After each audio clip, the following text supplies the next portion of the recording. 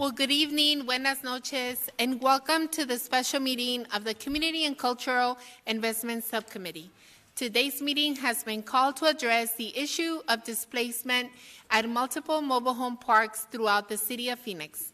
We have specifically asked for this meeting to take place in the evening with the hope of allowing the best opportunity for our residents to weigh in on this important issue.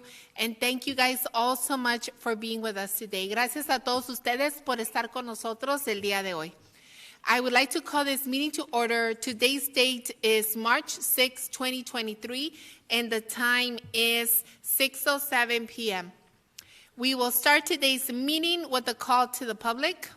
First, I would like to have a representative from the Law Department read a brief statement on the public section of this meeting that has nothing to do with our first item. Good evening, Madam Chair, members of the subcommittee. During citizen comment, members of the public may address the subcommittee for up to 3 minutes on issues of interest or concern to them. The Arizona Open Meeting Law permits the subcommittee members to listen to the comments, but prohibits members from discussing or acting on the matters presented. Thank you, Madam Chair. Thank you. And then now I would also like to give the opportunity for our interpreter to also introduce themselves. Buenas noches. Bienvenidos a la reunión de hoy. Mi nombre es Gloria San Miguel. Junto con mi colega Elsie Duarte estaremos sirviéndole como intérpretes en esta audiencia de habla hispana. Deseamos pedirles de antemano que al momento de dar comentario público, por favor de hablar despacio y con claridad y evite tener distracciones de fondo. Finalmente, haga una breve pausa después de cada una o dos oraciones para poder interpretar hacia el inglés para ellos de una manera más completa posible. Gracias.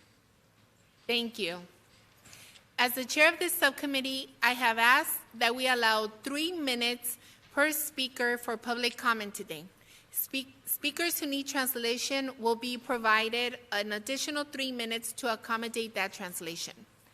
Once we get to item 1, for information and possible action, I understand that there's also one legal advocate who would like to speak. I will be providing this speaker 10 minutes so that they can lay out their cases concisely on behalf of those they are representing or advocating for. For other residents who would like to speak on item 1, we will continue the 3-minute allocation with an additional 3 minutes for translation. Thank you, and now we will turn to staff for any public comment. There is no one registered for public comment today. Can we go with the first speaker? Madam Chair, would you like to hear the presentation? Was that public comment or is it for item 1? That's for item 1. Okay, then we will wait first then. Okay. Then we will move on to today's agenda, something that everyone has been waiting for a very long time. And first off, I just want to thank the community for being here today and for you guys to coming out and voicing your concerns. I know we've been hearing from all of you for the last couple of months.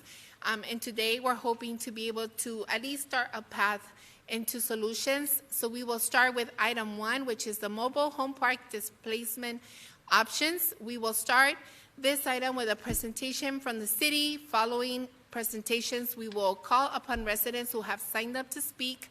Now, I would like to turn the meeting over to our deputy city managers, Alan Stevenson, Gina Montes, as well as our city manager's office. Thank you.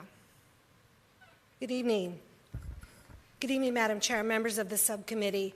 As we all know, residents of mobile home communities throughout Phoenix have faced displacement due to the redevelopment of mobile home park sites. Presentation. There we go. Some residents are especially under imminent threat of displacement, and many have requested assistance from the City of Phoenix. This evening, we will be discussing financial assistance, support services, initiatives, and strategies to address the displacement of mobile home residents. Frank McCune and Ilse Contreras with Government Relations will also be presenting along with Alan and myself on this item. And also joining us in the audience is Juan Salgado with the Phoenix Industrial Development Authority, or IDA, Tara Brunetti with the Arizona Department of Housing, Ana Maria Maldonado with Helping Families in Need, and Michael Traylor with Trellis in the event questions come up regarding their organizations. Residents of 3 communities, including Periwinkle, Weldon Court, and Las Casitas, are under imminent threat of displacement at this time. In response to these concerns, and also in coordination with the mayor and city council, an internal work group was formed to determine how the city can assist families facing displacement and to identify measures to reduce this risk in the future. The work group includes several city departments and functions, and also the Phoenix IDA. In addition, this group researched planning studies and zoning tools to address the issue. The group also discussed potential legislative changes, and I'll turn the presentation over to Frank McCune to kick that part off. Before I do that, apologies. I want to list the items that we're going to discuss in the presentation. Got ahead of myself there. As I mentioned, proposed state legislation, financial assistance and support services that are immediate and already in process, planning and development options including non-conforming use zoning amendment, special permit zoning modifications, incentive text amendment overlay, and partner with the Qualified Opportunity Fund. Long-term options we'll be discussing would be a manufactured housing plan that could include affordable housing units such as mobile homes, tiny homes, and container homes, and ownership and acquisition strategies. And now I'll turn the presentation over to Frank McCune. Thank you, Gina. Chairwoman Godardo and council members. Let's see. Exciting to do a nighttime committee, so I'm getting a little adjusted here. So we're talking about House Bill 2381, which is some good news in this discussion. There's a proposal by House Representative Matt Gress that would increase the buckets. So a little bit about the Mobile Home Relocation Fund. It's administered by the Arizona Department of Housing, and it provides relief to tenants who are required to relocate for one of 3 reasons. Number 1, a change in land use. 2, rent increases, or 3, community age restrictions.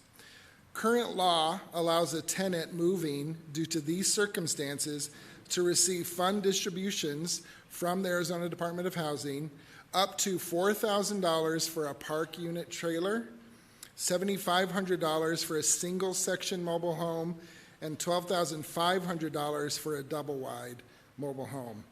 Fund revenues are generated by the tenants. Each owner of a mobile home located in a mobile home park who does not own the land in which the mobile home is located are annually assessed a rate of 0.5 cents per $100 of taxable assessed valuation. The fund also generates revenues from interest, and that's the fund. Currently, it's capped at $8 million, so once the fund reaches that $8 million mark, then the taxation component stops until it depletes, and then it goes to another cycle annually. House Bill 2381 offers some good changes to the fund, and Ilse will cover those. I do want to say right now that the bill sponsored by Representative Gress did pass through the House with bipartisan support, 41-19. It was transmitted to the Senate on the 21st of February, assigned to Commerce, and it's going to be heard this Wednesday in Senate Commerce at 9 a.m. So that's this Wednesday. There's some friendly members on that committee that, if we have people speaking there to support the bill, are supportive and friendly to the city.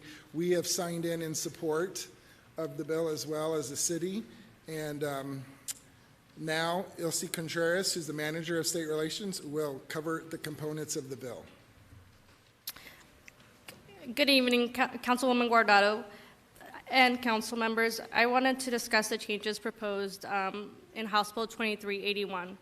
The bill increases the amount of fund monies a tenant may receive if required to relocate from $4,000 to $6,000 for a park trailer or park model, from $7,500 to $12,500 for a single-section mobile home, or from $12,500 to $20,000 for a double-wide mobile home. The bill also increases the percentage a mobile home or park trailer tenant can receive if they elect to abandon rather than relocate their home from 25% to 40% of the maximum allowable moving expenses.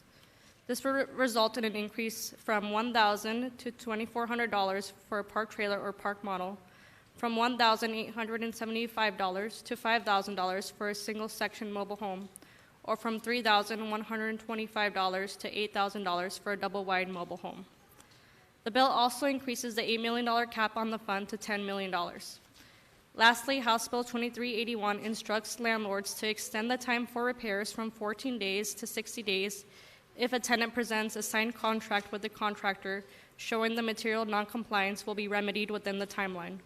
With that, I'd be happy to answer any questions on the bill. So this is a moment, any of my colleagues have questions or comments? Thank you. Thank you for that presentation.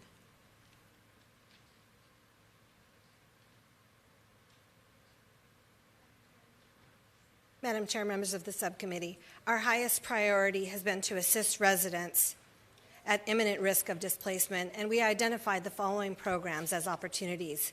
The first is a rental and utility deposit and rental payment assistance through the American Rescue Plan Act, or ARPA funds, and the Emergency Rental Assistance Program.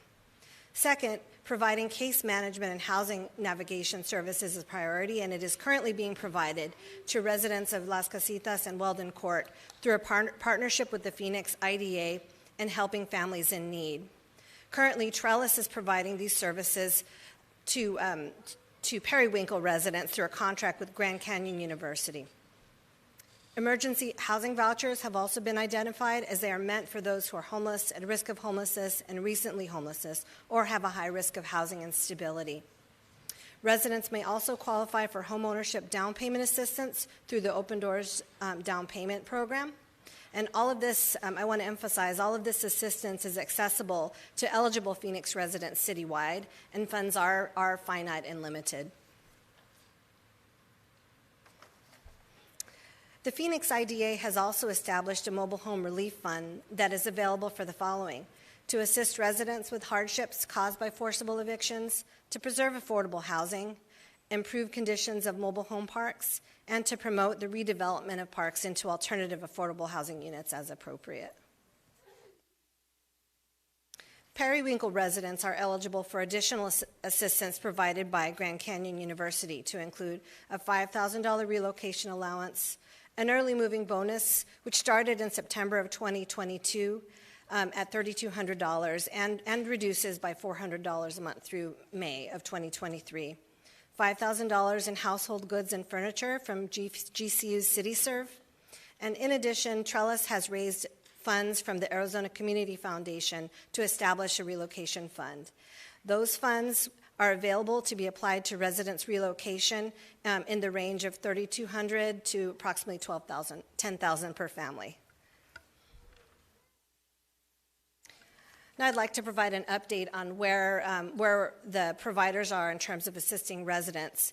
For the residents of Las Casitas, there are currently 34 households that are impacted, which involve a total of 105 residents. So far, 34 households are receiving housing navigation and case management services. 5 households have received rental assistance, and 8 households have been rehoused, and their situation is stabilized.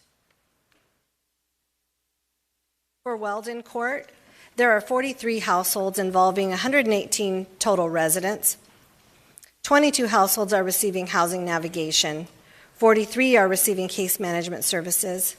4 households have received rental assistance, and no households have been rehoused to this point with their living situation stabilized.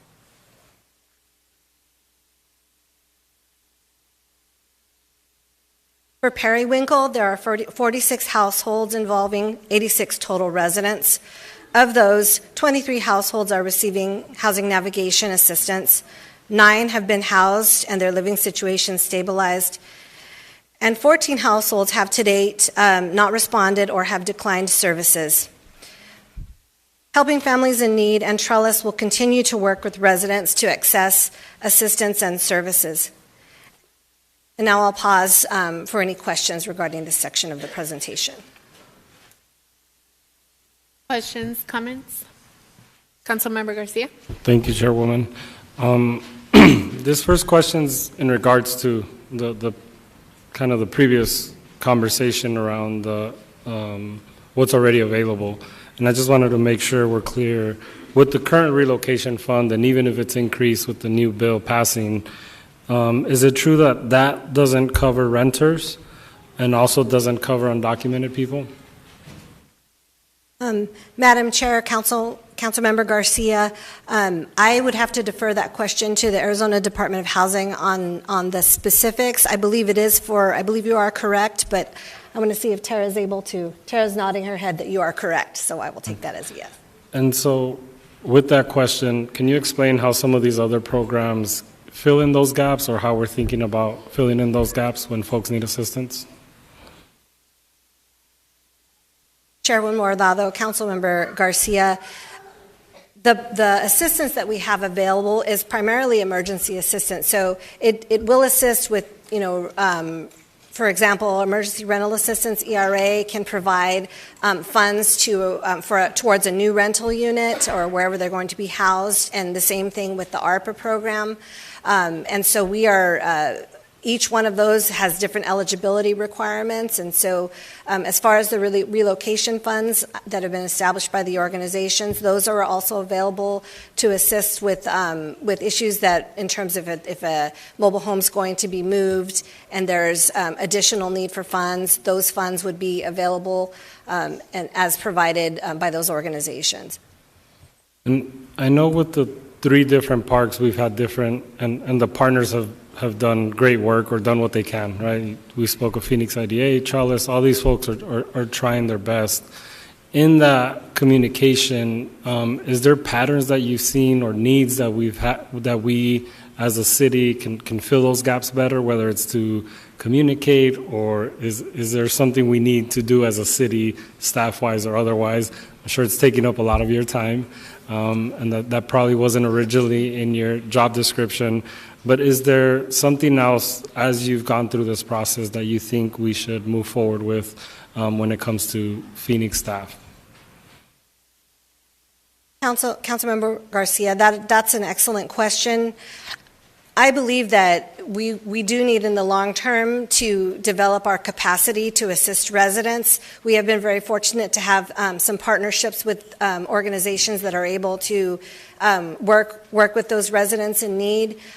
We, as an organization, we don't currently have that capacity in-house. So we do have landlord-tenant counselors who can answer questions and who can assist. But as far as housing navigation, we don't have that in-house right now to be able to help residents in general. And this group that are really at risk right now is top priority. But there are also many throughout our community in Phoenix that are facing a similar situation in terms of inability to find affordable housing. And so I think how we provide that and the resources necessary and how we as a city address that, we were caught with not really having that, and so we were grateful to our partners to assist. Thank you. And you've worked really hard on this, and you've found stuff on the rocks and wherever we could. What personally been the hardest thing about this, or what's the biggest gap out there that we have when it comes to trying to find folks either a new place or resources?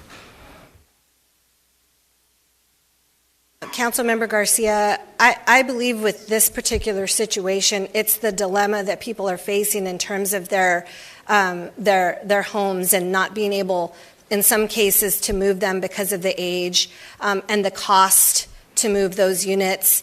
It is, and then even finding a park that will accept them depending on how old the unit is. And that, to me, is one of the biggest gaps and challenges that I see, with this situation. And we've been struggling to address that. Even with the fund that is available through the state, there are some challenges that the providers have pointed out to us in terms of making payments and what the regulations allow. And so there are those challenges that I think that's one of the hardest issues that we don't honestly have a solution for. And then the second one that I would say is just in general in our community and statewide, our lack of affordable housing and options. This has been a source of housing for many people, and just that situation that we're facing as a community and having places for people to rent that they can afford. Is it true, heard stories as we've gone through this process that people would literally have to move outside of city limits. Is there another trailer space even inside city limits that we were able to find? Councilmember Garcia, I would have to defer to the providers on that. I do know that they had, I knew that the IDA has been very involved directly in addition to HFIN, and they've had I think, more luck finding potential rental units for people and not as many mobile home parks. So I'm not aware of a tremendous amount of, or really any parks, but that's one that I would defer to them if you'd like more information on that. All right, thank you. Thank you. And I would like to go back to one of the slides of the folks that we have found housing for. I would like to go to the Periwinkle one. So here on this one, it says we have 46 households involving 86 total residents. And do we know for a fact that 23 households have received housing navigation? Does that mean that they found a place to stay, that they can stay in, or how did we get that information? Madam Chair, this was reported by Trellis, and my understanding, let me see, it says that 9 households have been housed. So that to me, that the 23 receiving housing navigation wouldn't necessarily have been housed. So I'd have to know if Mike's available. Is there someone from Trellis here? Mike Traylor. So maybe they can come up.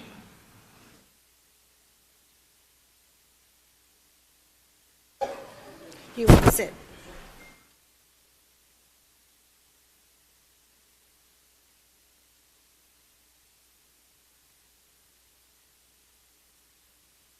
Good evening. So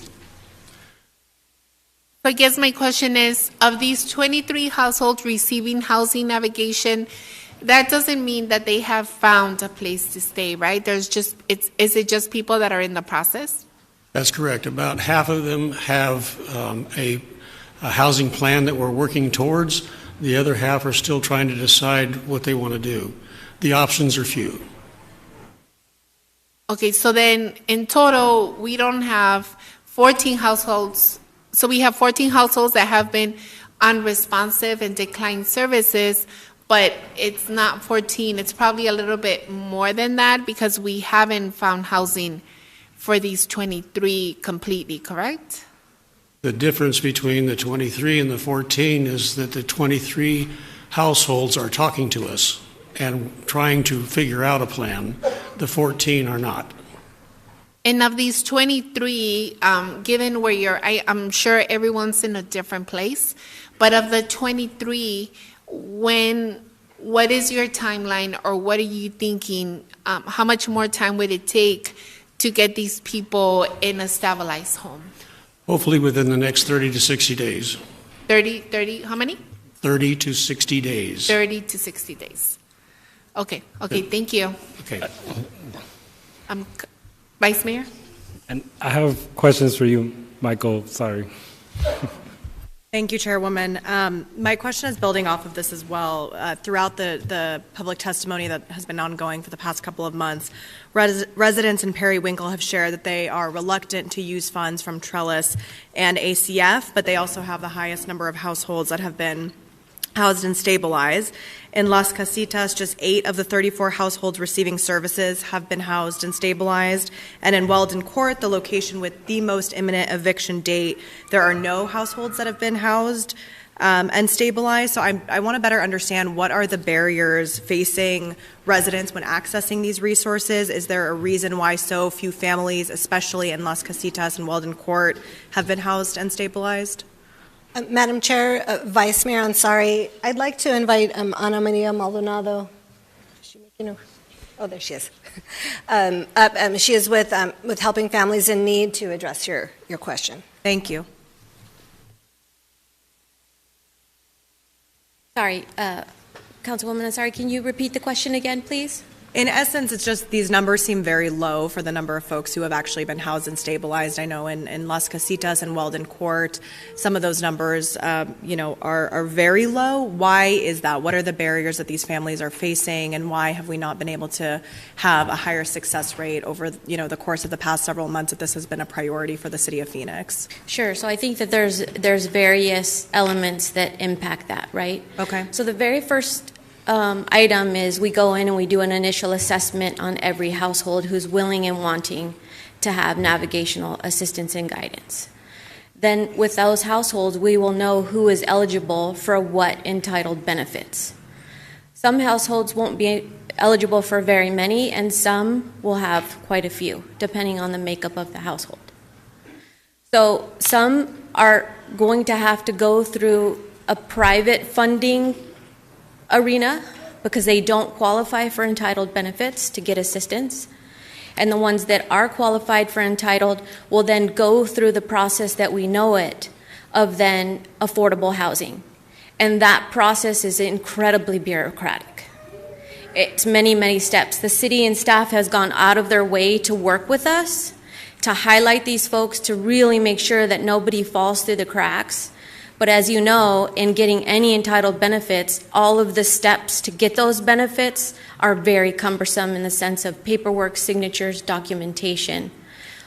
These families, I'd like to highlight as well, are working vulnerable families. They have made do in affordability their entire existence. Most of them own their home. They've never stood in line for affordable housing. They've never stood in line for any of the entitled benefits. So this whole process for them is incredibly overwhelming, especially going through some of the manners in which you have to go through for coordinated entry. We've made some adjustments along the way so that we are much more efficient as a team, and staff has done a wonderful job to help with that.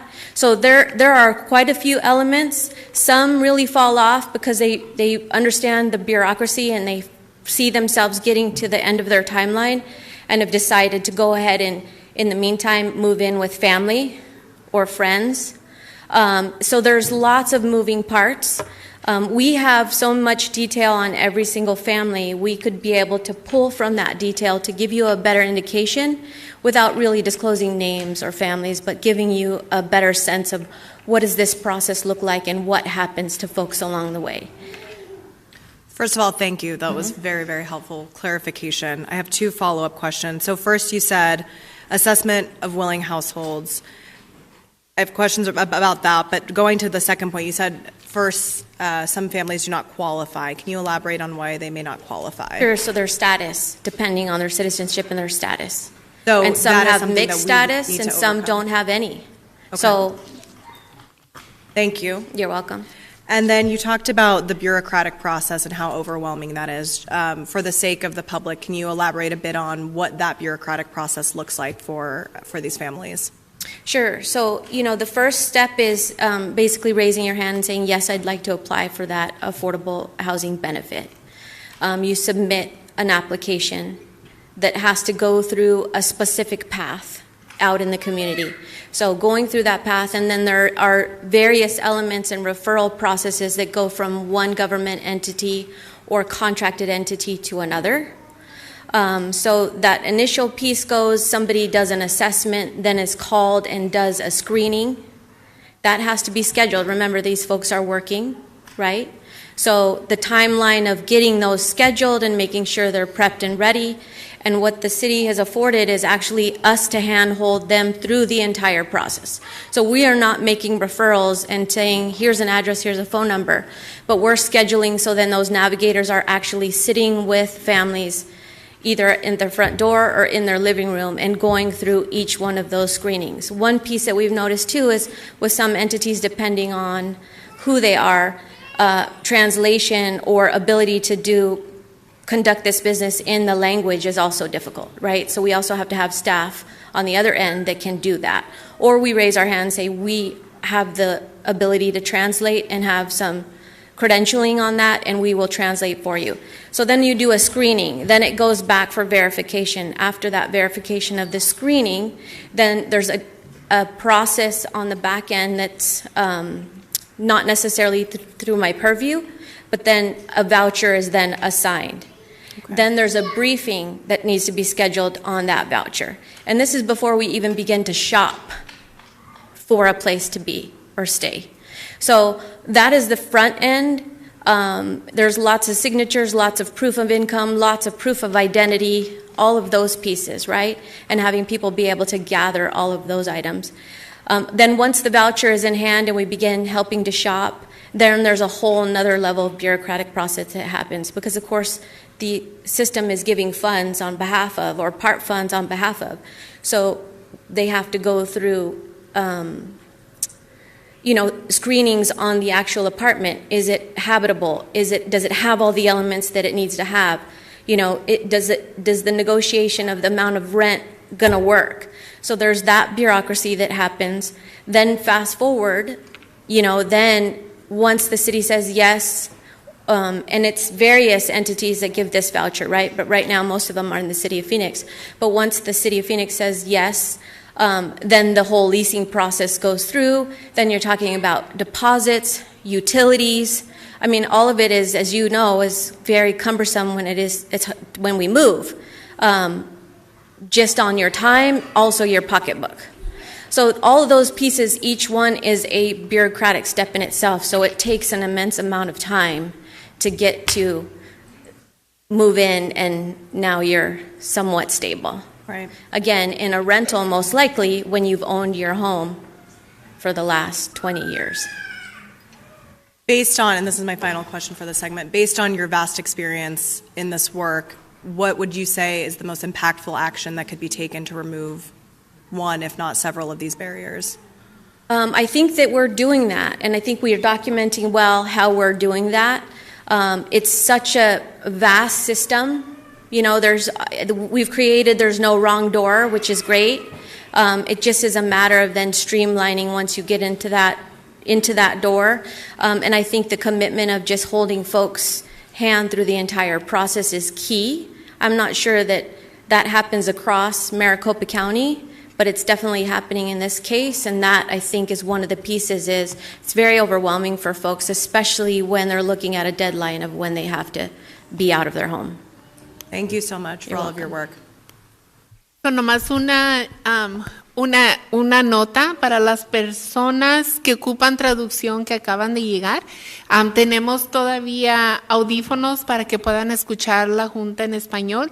Y abajo también hay más traducción. So I was just saying, for folks that just got here that need translation, we have more headsets and we have more services downstairs, also for translation for whoever needs it.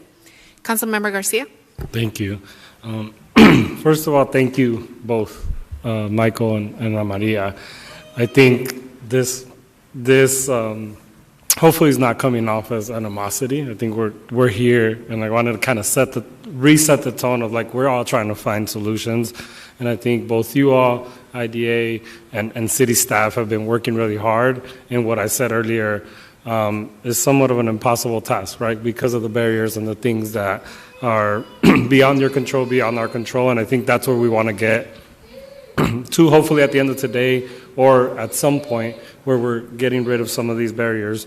And so I think for Michael, just using your expertise both in your role now and the previous roles that you've had, I had a couple of questions around similar to that question about what your solutions would be.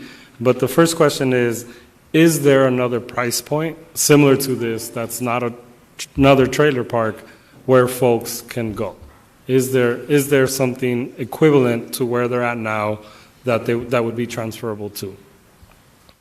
The short answer is no. So our first objective was to see how many mobile homes we could move, because that seemed to be the logical path. And we thought that we had at least 5 or 6 that could be moved. We found spaces in other parks that were not too far away from Periwinkle that the residents said that they would be happy to live there. The real tragedy in all of this, Councilman Garcia, is that these folks put their money together and they bought their home. And they felt that they were secure in their housing for the rest of their lives. And unfortunately, they put that home in a mobile home park that they didn't own the land or didn't control the land. And to add to that, these parks don't change hands within 5 years or so. It's 30 or 40 years. So now you have mobile homes that are older than 1976, before the HUD code. And we've even got a 2000 model that nobody will move because they're very concerned that it'll break up in the process and they'll be liable for it. So even through our best efforts to locate parks that would accept our mobile homes, we are not going to be able to move any mobile homes to my knowledge. That's a big barrier. And can you elaborate some of those reasons and why the 76 year is so important? 76 is important because that's the year that HUD started regulating the manufactured housing business.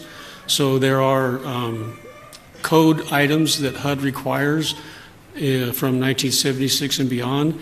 If we move a mobile home that is older than 1976, according to the regulations of the Department of Housing, those homes have to be brought up to HUD code.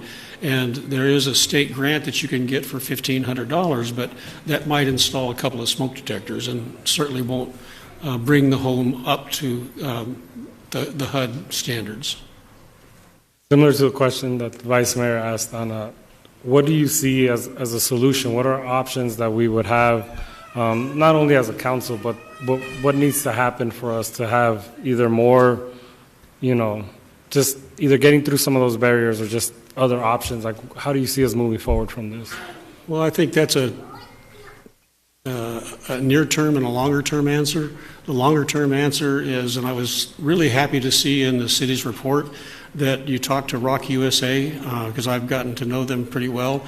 They have converted over 300 mobile home parks across the United States to cooperative ownership with the residents. So that's a great longer-term plan, and I think something that we should really take a look at to prevent these from occurring in the future.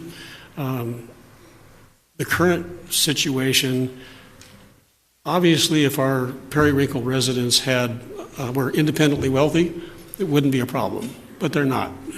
They're hardworking folks that are just making enough to get by in life, and they don't have a bank account that they could pull on in emergency situations like this. So financial assistance, I think, is a very important factor in helping folks to find an alternative location to live. And I know, Ana Maria, because I'm more familiar with the casitas, I've seen some of those trailers, for example, someone that was in a wheelchair, and they made an addition to the unit so that the person in the wheelchair, they have accessibility. When those types of modifications are made, what happens to that trailer park? Or, if you can talk a little bit to some of those things that have been done to trailer park, to the trailers themselves, that also doesn't allow them to move. Yes. So in terms of specific need, so yes. So part of the work in the lift is when you develop the relationship with each individual family. Families are very dynamic. We all have our situations at home, whether it's illness or specific needs, or 80-year-old sisters with their 75-year-old brothers, and that's where they've lived. It's very dynamic. So each individual home has their elements of dynamic, and I guess to answer your question, they've made do, but we try to find them the accommodations so that they have like accommodations and have the accessibility. So all of those specific needs come into play, because there's outside factors that come into play with benefits as well, like veterans, accessibility, age, those types of things. So we do our homework in trying to gain as much of the resources that we can in the environment. But, unfortunately with that specific reference, it's, and that household has been housed. Unfortunately through this process, the husband passed away. So, again, it's a very dynamics, but they've been housed and are in a new place and in the same area because, again, there's work nearby. They have accommodations they need to be made because of lack of transportation to be able to stay in the same neighborhood, to be able to continue to get, a ride to work with the carpool and those types of things. But in terms of the monies put into the trailers, unfortunately, it's for naught. I think and this is my last question, I think for Ana Maria, one of the things I saw at La Casitas is, and I don't think people may not have relationship to trailer parks, so they don't know this, but there's been a grouping of families that have been there over 20 years. So if you could speak a little bit to your experience of the community that's been built there, and how that obviously moving them would break that up, and that relationship of like the yearning of people wanting to go together. Sure. Yeah, it's a community. They're neighbors. They've been neighbors for generations, some of them.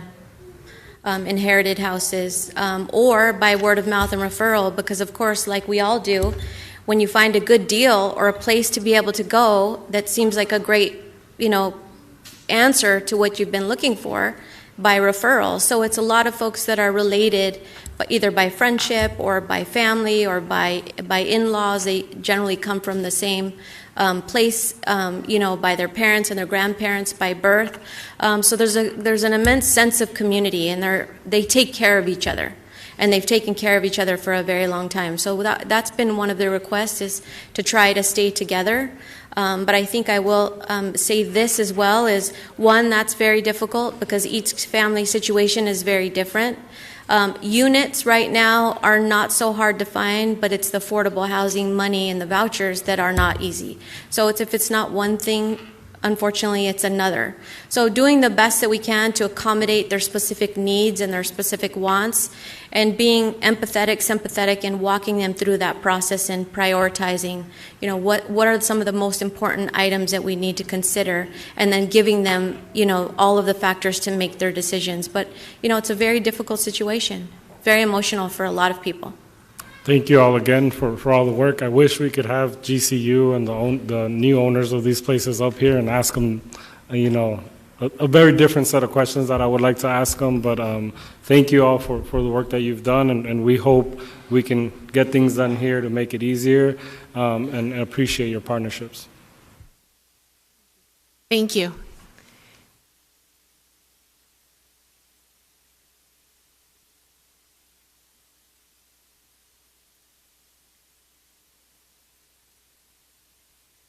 All right, Madam Chair, members of the subcommittee, we're going to talk about some planning and development options here.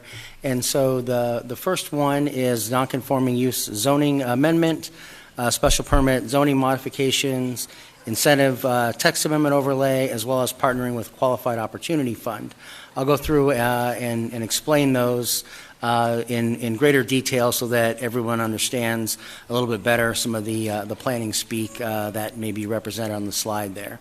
So the exhibit you see before you here outlines an existing mobile home park, and I'm going to use it throughout this presentation to kind of highlight the different options so that the council and public can better understand the staff proposal regarding the text amendments and how to address this issue in a broader perspective. And so this particular mobile home park is about 2 gross acres. The zoning is R5, which is multifamily, high-density residential. It allows 43.5 dwelling units per acre to be built on that parcel by right. And so that translates to about 88 dwelling units. And you can see that currently what's there are 31 mobile home 31 mobile home units. And so this parcel is a legal non-conforming use on that R5 zoning. It can't expand beyond the 31 mobile home units that are on there. And so this particular example we'll walk through as we talk about those different amendments that I just highlighted on the last slide a second ago. So the first one I want to talk about is the non-conforming use zoning amendment. And so currently, as I said in our example, that one has 31 mobile homes on it. It cannot expand to any other mobile homes because it's a legal non-conforming use. So this amendment would propose to allow an expansion on existing mobile home park for up to 50% of the units that are on there, and it would be done via an administrative process by the zoning administrator to develop standards and the maximum number. When I say up to 50%, it's because we have to look at things like making sure there's adequate space in between them so that there's parking, maneuvering areas, common areas for trash collection, all those types of things. And so you see on this exhibit right here that just shows in a little bit more of zoomed in there. You can see that you can't put another 15 units on there if we were to allow the expansion up to the maximum of 50%. But what we propose is that flexibility to look at it, because there are some sites that have more room that could accommodate it, and so that's why we're proposing that 50% as part of that proposed text amendment. So the next one here would be a special permit zoning modifications, and this would be one to modify the existing special permit section of the zoning ordinance that allows for off-site manufactured housing. And so that is post-1976, as Mr. Traynor mentioned a minute ago. So that's typically what you see in that could be done today that would allow for different types of manufactured housing to be put in place.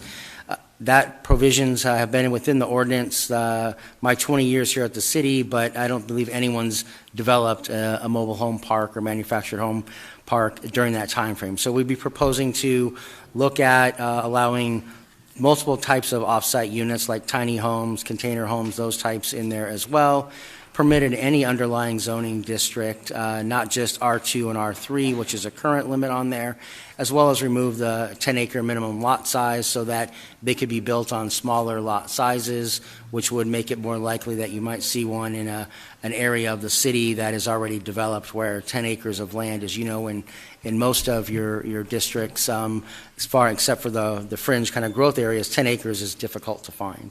And then modernize all the development standards in there as well. And so you can see on this next slide here, if we were to look at how things could work, under that text amendment, you see this is 2 acres. It certainly can work. You don't need to have the minimum of 10 acres, but we do have to look at how we'd modify those standards to make that happen and try and make it easier for someone to develop these alternative housing types within the city. The next one is the incentive text amendment overlay, and this is one that would look at putting in a zoning amendment that would allow for a property owner to opt in and earn standards to increase the building height, reduce parking requirements or setback, number of units, and they would earn that ability by leaving it as a mobile home park for a longer duration of time. Currently, the draft that staff is working from would be a 10-year period in which time the property owner would earn additional building height, units, those things that I talked about. We have to work through all of that as part of this text amendment with the various stakeholders, and then those standards would come into place in the future upon redevelopment of the mobile home park. So it doesn't do anything to the mobile home park today. It just makes it so that a property owner would be incentivized to keep it a mobile home park for a little bit longer time period. So you can see in this next exhibit here of how that would work. In this case, it would just stay as it is, a mobile home park, and then the overlay would be opt-in, where that owner would have to then say, yes, I wish to avail myself of that, those future incentives, and in order to do that, these are the things I'm going to agree to do, like keep it a mobile home park for 10 years, all of that, whatever else would come out as part of the ordinance. And that's ultimately something that the council would have to approve via text amendment after a public hearing process. The final one here is to partner with a qualified opportunity fund, and this is one not so much about change in zoning, but it is putting in place the wheels to start working on folks who are running some of these qualified opportunity funds so that they might want to purchase one of these mobile home parks and avail themselves of the tax credit and the incentive zoning if we have a property owner that wishes to sell sooner than the time period. So that way the residents would still be able to have a mobile home park and still stay there, but the owner wouldn't be committed to having to stay for the full 10 years if that's what ends up getting adopted. They could sell it to the Qualified Opportunity Fund if they wished. It'd be a private transaction. The city's not requiring any of that. It's just setting up a tool to make it easier for those owners to sell to someone who is willing to spend the time and duration to get the additional incentives that would come out of that. So you can see it stay the same. It would just be the Opportunity Fund would own it, and then as part of the federal requirements for them, they would have to work on redeveloping the site into whatever the underlying zoning would allow within a 10-year time period to take advantage of the tax credit. So it'd be after that period, they'd have to then make the investments in there to develop it as a mixed-use project or affordable housing. We did look at several other options as well that staff went through. One of the ones that has been discussed heavily and looked at and analyzed by staff is a zoning overlay that would restrict the use to exclusively mobile home parks. And Arizona state law requires monetary compensation for any diminished land value from approved zoning land use rights. So if you think about the exhibit in our example site, where there are 31 mobile homes that are on that site today, that site could be redeveloped to have the maximum of 88 dwelling units that could be on there pursuant to the existing zoning. And if the city were to enact a law that says all you could do is a mobile home park, we would likely face a Prop 207 claim for diminished value, wherein the city would have to pay the property owner for that lost value, and we still wouldn't own the land. We would have to pay for that land use enactment that diminished the value of their property. A few of the other options that we looked at here are partnering with a nonprofit to purchase mobile home parks, establish resident-owned communities via Rock USA, and then adopt a manufactured housing plan that would include mobile home, tiny home, container homes, those types of things, but look at it in a more comprehensive manner. The non-viable long-term options that were looked at were city purchase of at-risk mobile home parks, city acquisition of land for mobile home use, and city-owned property for use as a manufactured mobile home park or tiny homes. And so the reason staff does not believe that purchasing mobile home parks are viable is there are a large number of them, and there's a significant cost impediment to acquiring those. The city would have to have a willing purchaser of them, and the city also then would have to find additional monies to look at the infrastructure improvements that would be necessary, as well as working on replacement of unsafe units that are there that don't meet code requirements and would create some challenges from the city being the landowner in those particular instances, as well as some third-party contract management costs and liability, and then the cost of really the long term of investing the money in that type of a use where it's not part of the city's core priorities and what are necessary to be done. And so we're trying to find other solutions that will allow us to incentivize the private market to try and address these concerns so that we can make sure to achieve as much success as possible by incentivizing the private sector to address the issue.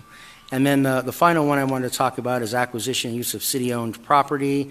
And so buying additional land for mobile home parks are a challenge because you could have more units if you were developing a regular affordable housing project that you guys typically see and vote on, where they are multifamily and they provide housing for more folks.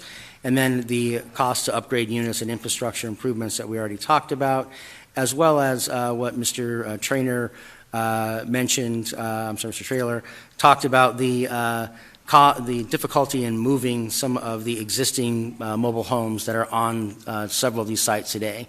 Those that are most affordable, unfortunately, are ones that going to have some significant challenges in being able to move those to another property because of the condition that they're in, and so they're not likely to survive, a move, and then that creates some of those bigger challenges in terms of even if we purchase those, land or used city, land to do that, it's not going to end up being those older homes that are out there that are most affordable, because they're going to be hard to get those there. They would end up have to be some newer units that are going to cost more money in order to put those on there, and then still don't provide as much housing as a traditional affordable housing project. So staff does recommend that we continue on with our emergency rental housing as we have been doing, continue to work with all the residents that are impacted on that, as well as pursuing the rezoning text amendments that we just went through and discussed and talked about, and the Qualified Opportunity Fund, and then explore partnering with nonprofits to purchase mobile home parks, continue to explore the ROC USA option, and then work on the manufactured housing plan, as well as pursue state legislative changes. One final slide here I did want to put up here is on the text amendment items. Staff is proposing that 2 items regarding the special permit and the non-conforming amendments would get to council by the break of July 3rd here, and that the incentive overlay zoning amendment and the Qualified Opportunity Fund would be ones that would be worked on into September and getting to council in October. And that's because of the complexity associated with those ones. Staff believes we need the summer to work through some of those issues with all the stakeholders that are involved. And with that, we're happy to answer any questions. Thank you. Councilmember Garcia. Thank you, Chairwoman. You mentioned there wasn't one established since you've been here. Do we know when the last trailer park was established? Madam Chair, Councilman Garcia, I don't have the date of when the last one was established. There have been a couple of them that have expanded and redeveloped, but on their existing kind of footprint that came in through the process to modify their non-conforming rights and do some investment like putting in pavement and bringing them up to a better stance from the code's perspective and allowing some units in there. And there have been a few of those over the years, but I'm not aware of anyone that has been a brand new one that's been built. Do we have a sense or an idea of how many are out there, and kind of more data on how many trailer parks are out there, or let's say you wanted to find out when they were established or who's at risk? Do we have a sense of that info? Certainly, Madam Chair, Councilman Garcia, there are about 425 of them throughout the city. Some very small, some much larger. They have various time periods of which when they were established over time, and we can certainly discuss particular sites with you if you would like to do that. We don't publish a map of them and put out the larger information because we want to try and reduce speculation amongst folks who might want to purchase some of those ones. So that is information that we can happy to discuss any individual sites with you if you'd like. Okay. No, I was just trying to get a sense of we can get a scope of we have 3 trailer parks that we're talking about now, but kind of what are we dealing with if there continues to be a run on trailer parks, kind of what's at risk and what can happen if this trend continues, right? We have whatever, close to 150 families impacted now. I was just kind of trying to get a sense of where that's at, not necessarily asking for you to give all that data now. On slide 23, one of the recommendations is the amendment to the incentive or the 10-year window. What that sounds like to me is we would essentially put a timeline on trailer parks, because would it not incentivize those current trailer park owners, because it would financially make sense and they'll be able to do all these things that in 10 years they all go away. And that's just my initial thought when we look at that. And how would we prevent that, or how would we not make that happen if that's how we move forward? Madam Chair, Councilman Garcia, that certainly is a valid concern that staff would be working on trying to address as part of the text amendment language, so that because that's why that is more complicated and takes longer time to work through, so that we can look at how we address it, because we could stagger it to be that, well, you get a little bit more if it's 5 years, you get some at 10, maybe you get even more at 15 if you wanted to do something like that, to try and address that so that it's not a 10-year window. But the idea behind that was because we can't enact an overlay that restricts the property owner's rights, is to try and buy some additional time and get the people to be able to work on establishing new off-site manufactured home parks if they wish, to look at other options to increase the affordability of housing, availability of affordable housing, I should say, in the city, and then be able to transition folks into those types of homes as some of these things would kick in the future. Could we put something in where we, after those 10 years, what results is whatever they decide to develop at the same price point or at a certain affordability, rather than just the amount of units or how they can expand? Madam Chair, Councilman Garcia, we can certainly have any of those discussions as part of the proposed text amendment, and really what it's going to come down to, because the city can't require it, it's going to be finding that right balance between incentivizing the property owner to want to do it, but also making that incentive is something that really is viable to the existing residents and the city, and gets us something to really address the issue. And so that could be one of the items that's out there to be discussed, in terms of getting more entitlements or more changes if you constructed affordable housing in the future on that site. And then, since I've been on council, I know we undo a lot of things that past councils have done. And so, is there a way to guarantee that whoever is on this council in 10 years doesn't, follows through with that? Or like, what are type of stipulations, or what kind of language would be in there so that it, or let's say in 5 years, or another council says, you know what, whatever this council did was not okay. We actually shouldn't have these folks opt in, and at this point, we actually want to let them or give them the incentive now. Well,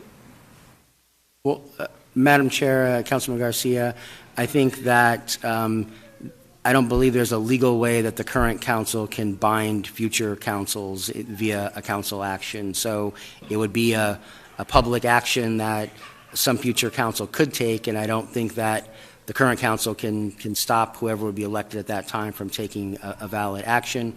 But I would defer to David with the law department if he wants to add anything more to that. And I'm not trying to say that I want to, and I know we can't do that. It's just more like, so we understand that even if we were to make this decision, a future council could undo it anyways, right? I just guess I'm correct. Yes. Yep. And then in that same, lost my train of thought there. I think that you said that it's not viable to do the zoning specification, right? Like, or the I think it's slide 26, where it's not viable to do an overlay. And so the question with that is, have we not done an overlay both for historic homes and golf courses? And why were those viable, and why is this not viable? Madam Chair, members of the subcommittee, we have done a historic preservation overlay for a home on Central Avenue that the city's in court now, fighting that case. And in that particular case, the facts are a little bit different as it relates to what you could develop on that site, by right versus the HP overlay that was put on the site. And the other instance is a golf course. And that particular case, the council at the end of the day did not go forward with keeping that on the property because of the Prop 207 concerns and the legal risk of having to use taxpayer monies to satisfy that lawsuit. And so what 207, I'm sure we'll be talking about this, but essentially we would have to make up whatever loss they would do. The city would be liable to pay for that, or how does that work? Correct, Madam Chair, Councilman Garcia. So in the example on the slide where there's 31 mobile homes that are permitted on that site, it's zoned R5. If the city was to say, change the zoning, only allow for 31 mobile homes to be on there and nothing else, we would be liable for the lost value from the 31 homes to the 88, homes that would be able to be built there under the existing zoning. Okay. And then the last set of questions, and I'll ask them together, is with the partnering with nonprofits with the other long-term solutions. How would the city identify good partners to purchase the mobile home parks? And then the other question is, how fast would this process be able to move forward when the mobile home park goes up for sale? So with ROC or whoever those partners may be, how would we identify those folks? And also, how fast could something like that move? So, Madam Chair, Councilman Garcia, that is something that we've had some initial discussions with ROC. I believe the Housing Department had some discussions with them about this, and that's certainly something we can work on trying to advance sooner rather than later, some discussions in that regard. We had envisioned it going forward as part of the mobile home, manufactured home plan, and having discussions in there that could lay out via the plan some options of how to pursue that, and then getting council direction as part of that plan. However, that plan is probably going to end up being towards the fall or early next year by the time staff is able to address that, given the other affordable housing text amendments, all the other issues that we have on our plate right now to deal with. So we would be talking about a location available or something like that happening probably next spring? Well, currently it would be under one of the issues we would address as part of our manufactured housing plan and strategy that would look at tiny homes, container homes, and also look at purchasing that land as well. I think what I'm hearing from you is, can we do something sooner rather than later to kind of advance that part of it forward? And I think we can do that.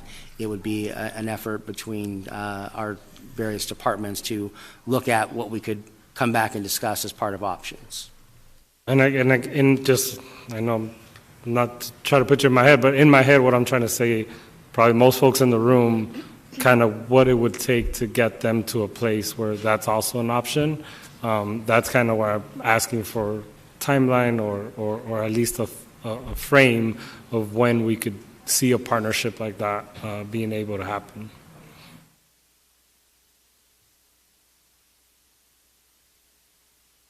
Councilmember Garcia, Madam Chair, Councilmember Garcia, in terms of the ROC, just what we would envision and how it's been done in other states is forming a cooperative of the mobile home park, the homes owners, to try to form an organization where they could be owners of the land, and that would take time. Just speaking to that particular, the ROC.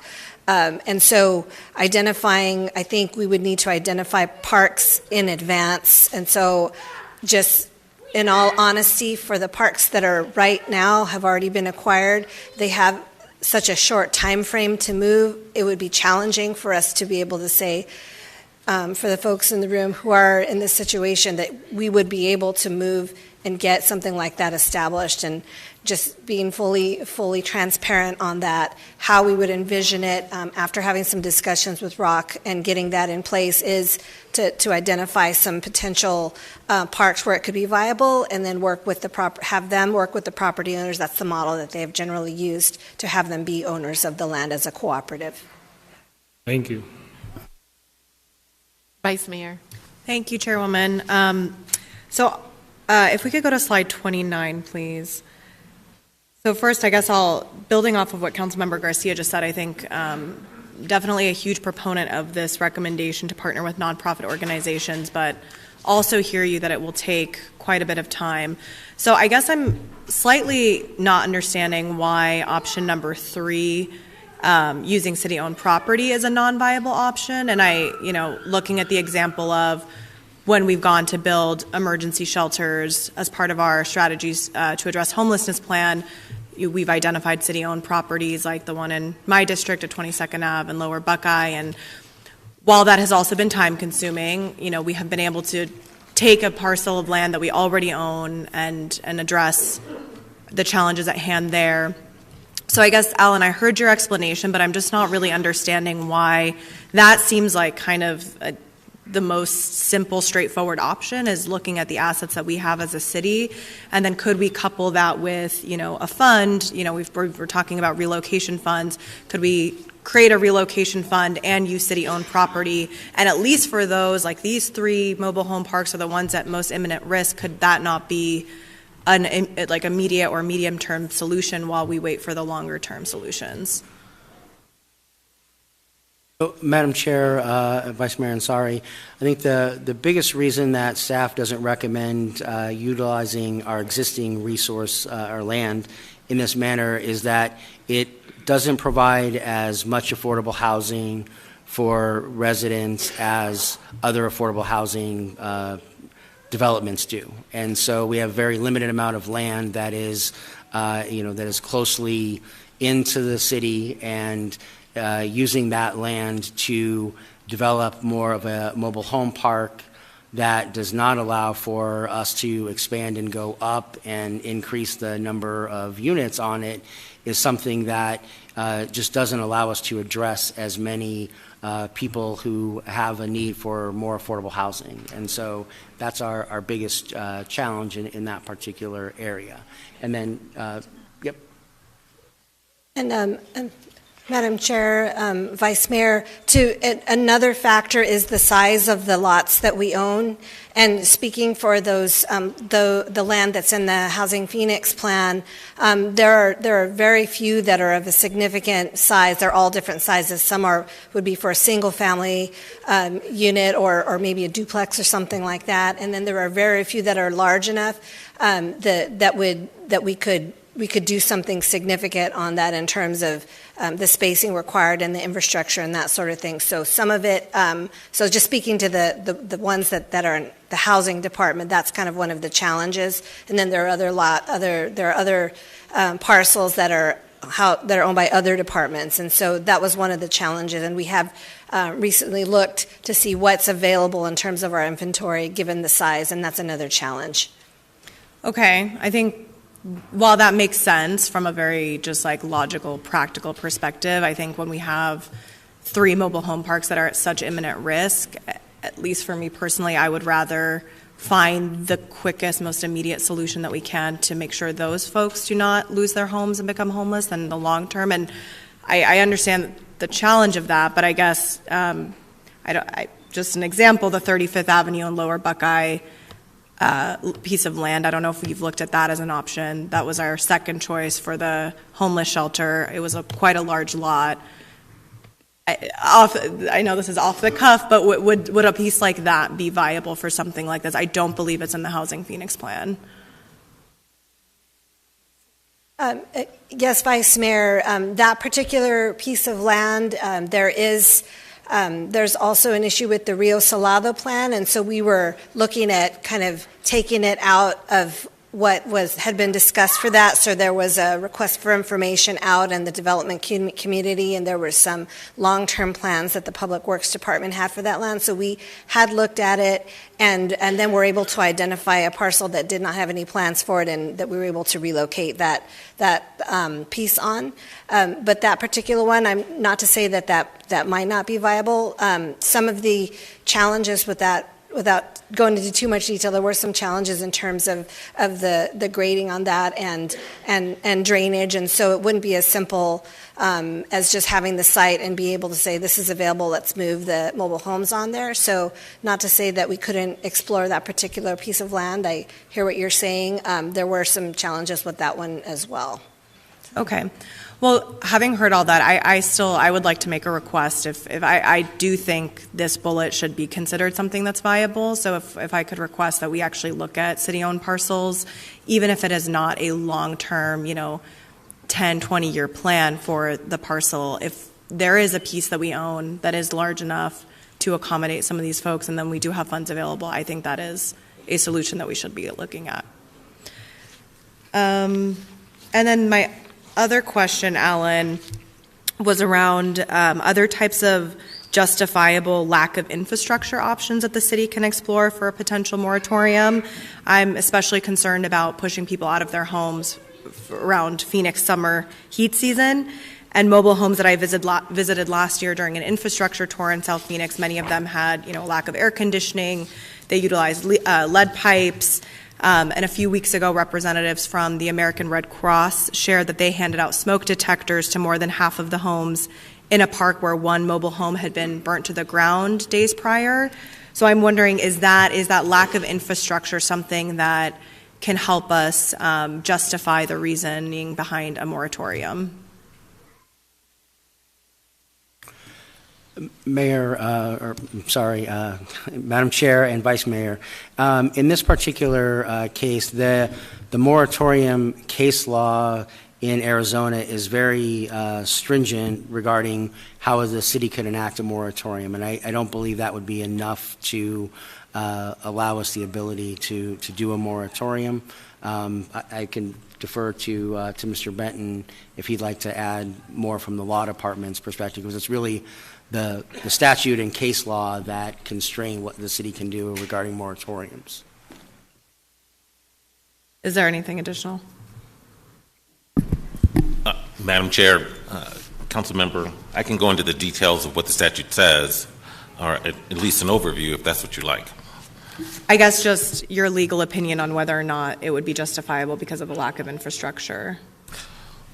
Madam Chair, Councilwoman, that is the basis for establishing a moratorium.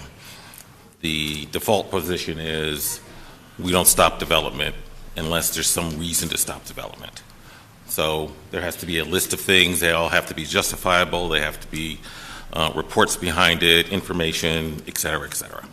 So what would be considered justifiable? I mean, is, using lead pipes or lack of air conditioning, lack of smoke detectors, those are not justifiable? Madam Chair, Councilwoman, justifiably stopping development usually comes up to resources, water, land use, sewer, all those kinds of things that you can't provide that development when you want to provide that development. Have we gone to the 3 mobile home parks to do that sort of assessment to see whether we can make that case? Madam Chair, Councilwoman, I don't know if we've done that, but I can tell you the opposite side is that they already have water, they already have sewer, they have all those amenities and services that would otherwise be required to stop the development in the first place. See what I mean? Because they already have that stuff, so we can't then assess that they can't have that stuff later on when they're developed. So we can't impose the moratorium in that manner. Okay. I don't know if I'm understanding correctly, but it sounds like we still have room to do an assessment to see if those, amenities are up to code or up to standard.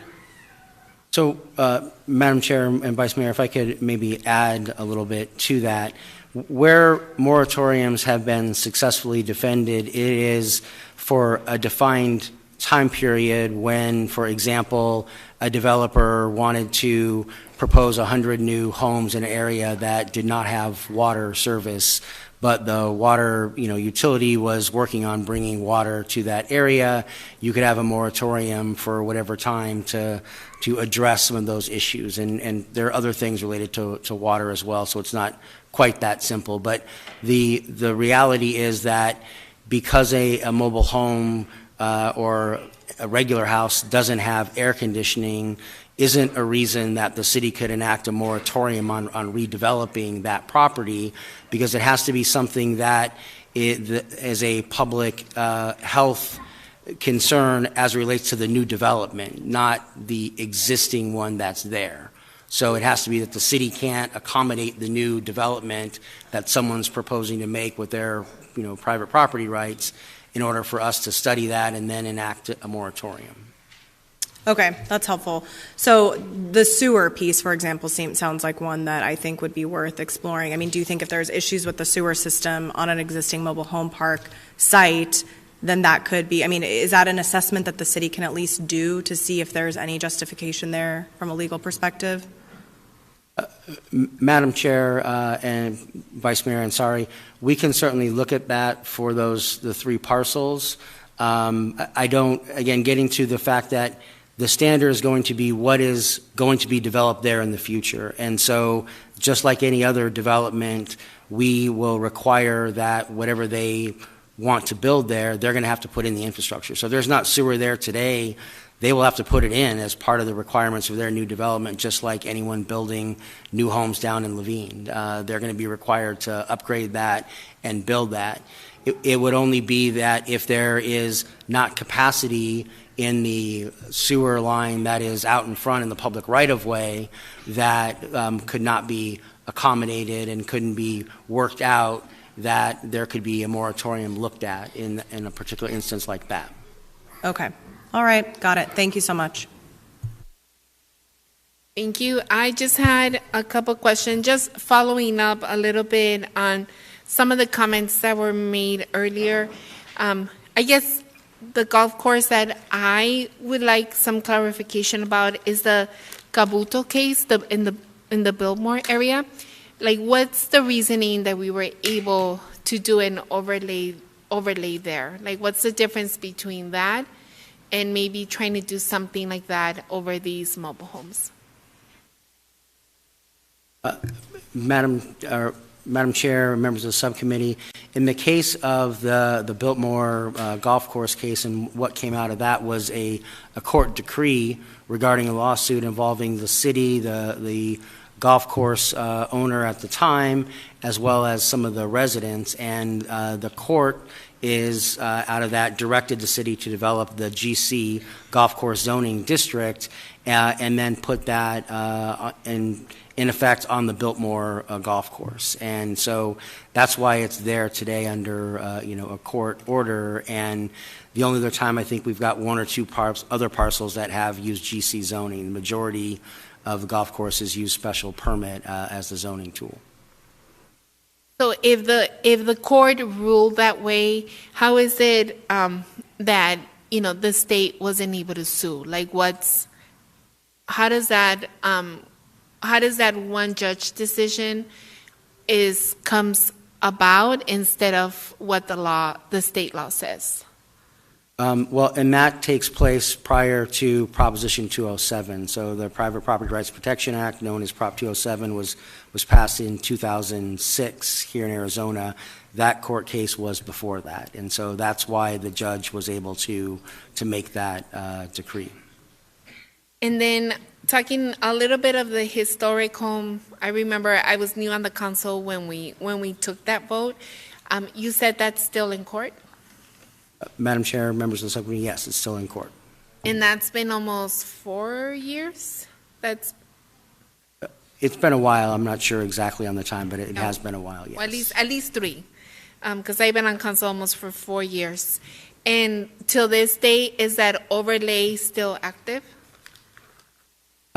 Madam Chair, members of the subcommittee, yes, the overlay is active, but the overlay in that case only requires a 1-year stay of the demolition, which has since expired as it relates to historic preservation. So that's part of where the facts that come into play on particular cases aren't the same thing. And so, in this case where you have a Prop 207 that is clear about the diminishment in value in terms of the units, in that case, the HP overlay only allowed for a stay of demolition for 1 year. And so the argument about the value lost in that comes down to the subdivision of the land for maximum of a year versus these other ones. And that's still in court, like I said. Thank you. Any other questions, comments? Okay, great. So I think with that, just want to thank you guys for this presentation for the community. I think that was very helpful for all of our residents. And with that, I think we are going to move forward. and speak to the residents and let the residents speak, that they've been waiting for this moment for a very long time to come and give their testimony, and we will get started with that. Madam Chair, would you like us to begin with Mr. Montoya? I'm sorry, repeat that? Would you like us to begin with Mr. Montoya, as you had mentioned earlier? I can't hear you. Would you like us to begin with Mr. Montoya? Yes. Okay. Well, before Mr. Montoya, can we go to Councilwoman Pastor? Absolutely.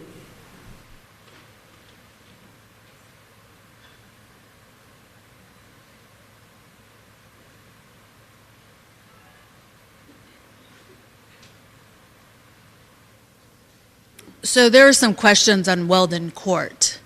Weldon Court currently is in negotiations. Both the residents have lawyers and obviously the landowners have lawyers. So currently right now we can't speak about Weldon Court as they're negotiating. They are to, the deadline date for them is March 31st, but that's what the negotiation is happening, and they met today. So couldn't tell you about Weldon Court at this moment because the lawyers met, and there is a special meeting tomorrow for the Weldon Court residents at Devonshire. So that's what I wanted to say. And Weldon Court has been, I would say, in the process and has been moving, helping families, have been working with the families, and those that have not signed up for helping families should sign up, and also should sign up with the lawyers if they're not being represented currently. So thank you. Thank you. Now we will go with our first speaker. Our first speaker is Stephen Montoya, followed by Dr. Sylvia Herrera.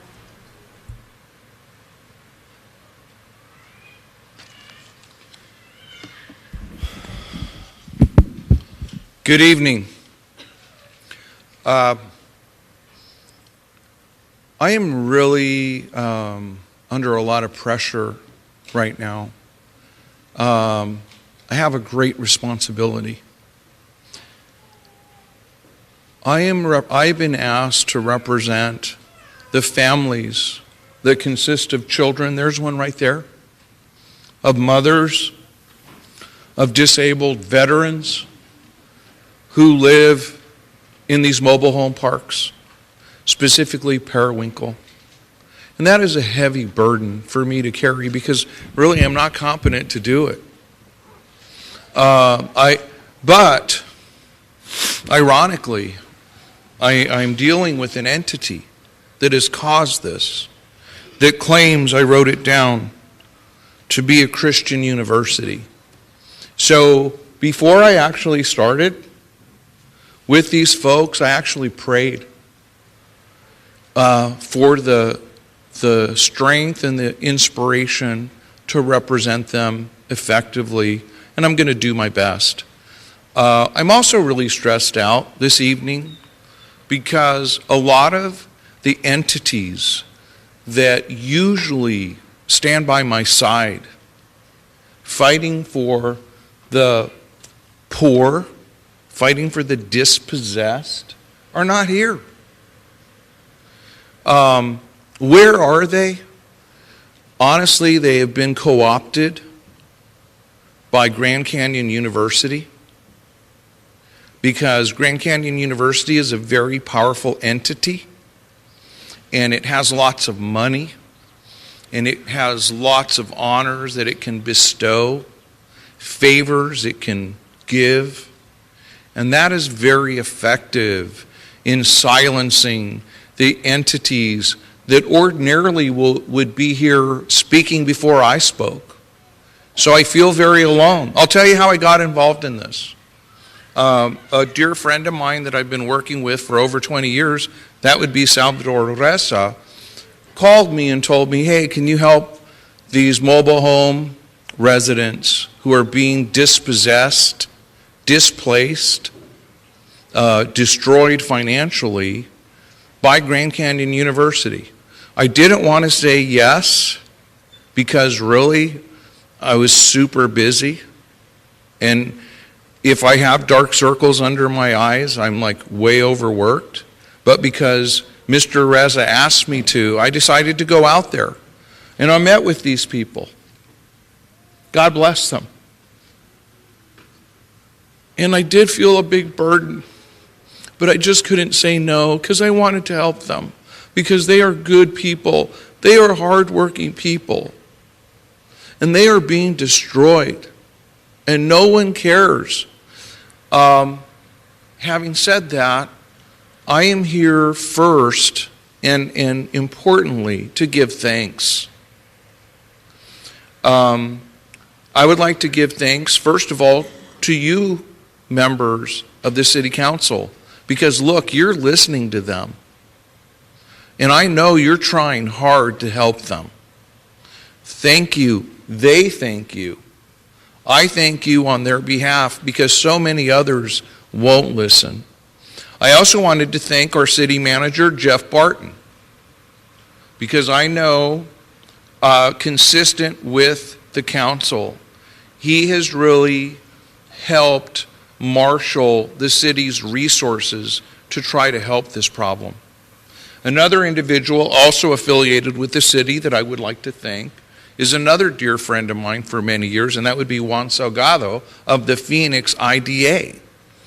One of the few entities that has agreed to help and that has really put its money where its mouth is and has walked the walk and fought the fight rather than merely uttered rhetoric. Another entity that I would like to thank is families helping families in need. They have really been here. They have really, really helped. And without them, I don't know where these people would be. This is not a question, however, of displacement. I wish it were only a question of displacement. This is a question of destruction. If you do the research, which I've done, only 1% to 2% of mobile homes are ever moved. Usually when they're anchored for good. They're only mobile in name, they're immobile in fact. Why are they immobile in fact? Because they're so expensive to move. And because, like an automobile, they diminish in value year by year. That's why it's against the law to even move the ones that predate 1976. So the whole question of moving the mobile homes, honestly, that's not a good question. Whether that can be done, it can't be done. All these mobile homes are too old to move. If you try to move them, you will destroy them. If you could find a place to take them, and you can't. Their asset, their chief asset, is being destroyed. Their home, their only asset. And all these people are working. They are being destroyed. And I hate to say this, and I'm really reluctant to say it, because I'm not here to start a big fight. But the entity that is causing this is Grand Canyon University. And ask Mr. Traylor of Trellis. He's a good man. I literally begged him respectfully to allow us to meet with the folks who run Grand Canyon University to talk to them. But you can ask him. He's probably still here. Before I asked him to do that, I heaped praise upon praise upon praise of Grand Canyon University. And I let him know that I was not there to attack Grand Canyon University, that I was there to ask for their help. And I begged him to arrange a meeting between us and Grand Canyon University. And I'm sure that he tried, and I'm sure that Grand Canyon University said no. But even though Grand Canyon University is basically condemning their most valuable asset, it's only offering $5,000 but their own representative, Mr. Trailer, has said that it costs at least $25,000 to move them. He said that. He'll say it again. But that's only to move them. To move them where? There's no place that you can move them where they can afford. So what we really have here is a question of individuals, families, like that little girl who's asleep right there, facing homelessness. Like that man sitting right there. He's 82 years old. He's a veteran of the United States military, fought in the Korean War. He's lived in that trailer park for 29 years, and he is facing homelessness. That's where we're coming from. And that's why I feel so emotional. That's why I feel like burdened, because that's a big burden to carry, to be asked to represent these folks. And God bless you. You're the ones listening to them. And you're the ones who are trying to help them. Thank you. They need the help. And I have, first of all, you should change the law. If they can put a zoning overlay to save a golf course or to save a historic district, you can put one there too. And, you know, I read the law. That's my job. I've been doing it for many years. I didn't start off with gray hair, but I'm ending up with gray hair doing what I do, and that is reading the law. I brought a copy of the law. Proposition 207. Let me tell you, don't fall for it. That is a boogeyman. I have the law in my hand, and it does say if you diminish value, you have to pay. But the first limit on the law says this section does not apply to land use laws that limit or prohibit a use or division of real property for the protection of the public's health and safety. That exception applies. One of the things that I'm really happy about, and I wanted to thank the police officers who are here protecting us. They're our best witnesses on this issue. Let me tell you, one of the number one threats to the public health and safety in the city of Phoenix is homelessness. I know because I live in the city, the heart of it.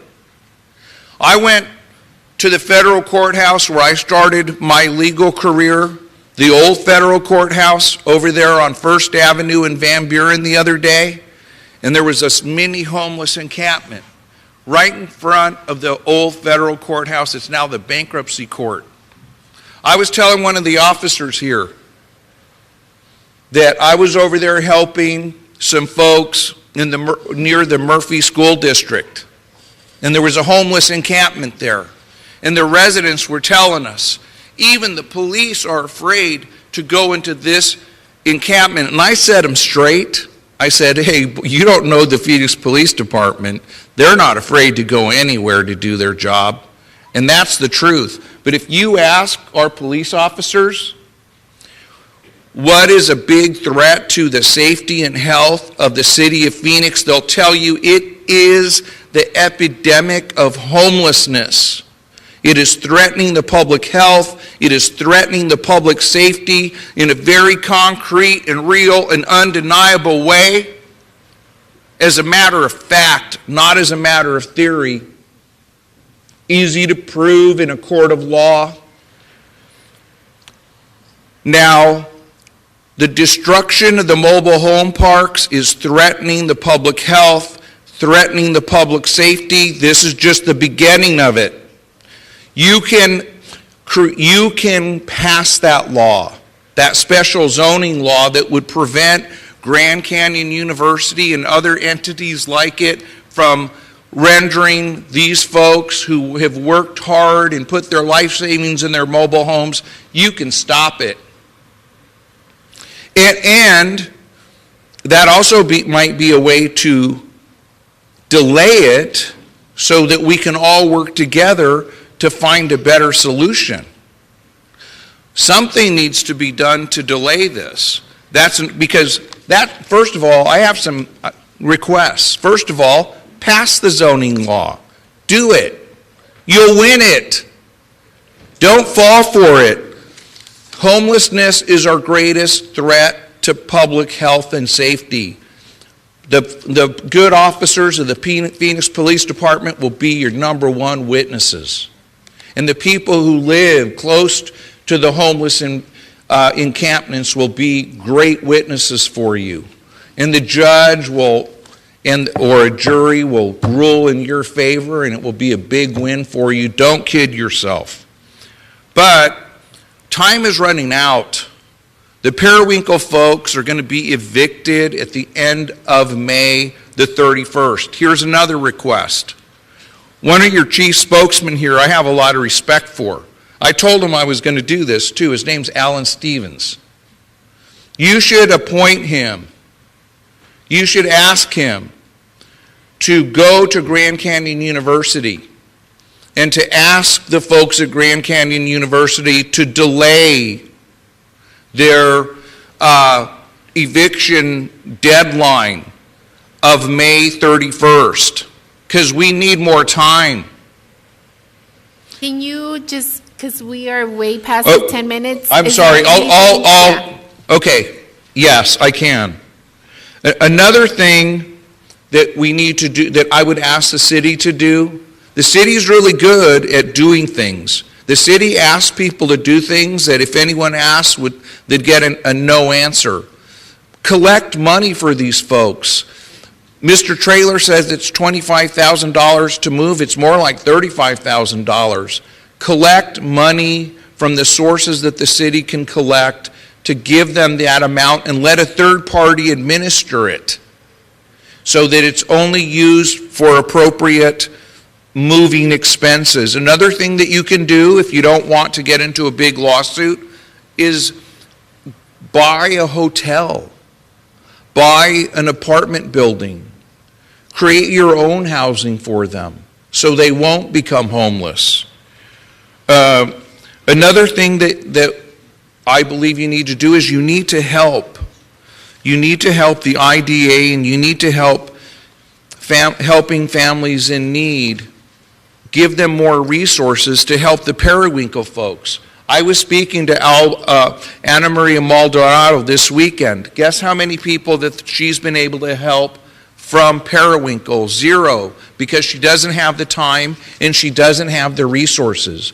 But if you were to convince GCU to give them a couple of more months, then Anna Maria's team could actually help these people and give them a few more months of security rather than continue to march forward on the path of homelessness.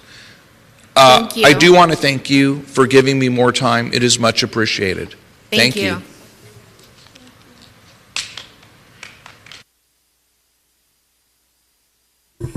Our next speaker is Dr. Sylvia Herrera, joining us virtually, followed by Maxana Gettle, also joining us virtually. Good evening.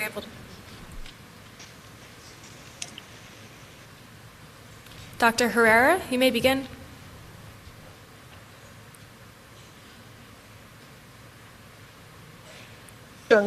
Preventive measures that need consideration so that the City of Phoenix is prepared to address the continued displacement of residents from mobile home parks.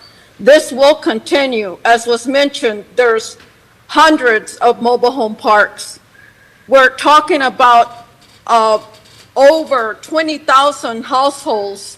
That translates into over 50,000 individuals, many children and many elderly, that are at risk of being displaced.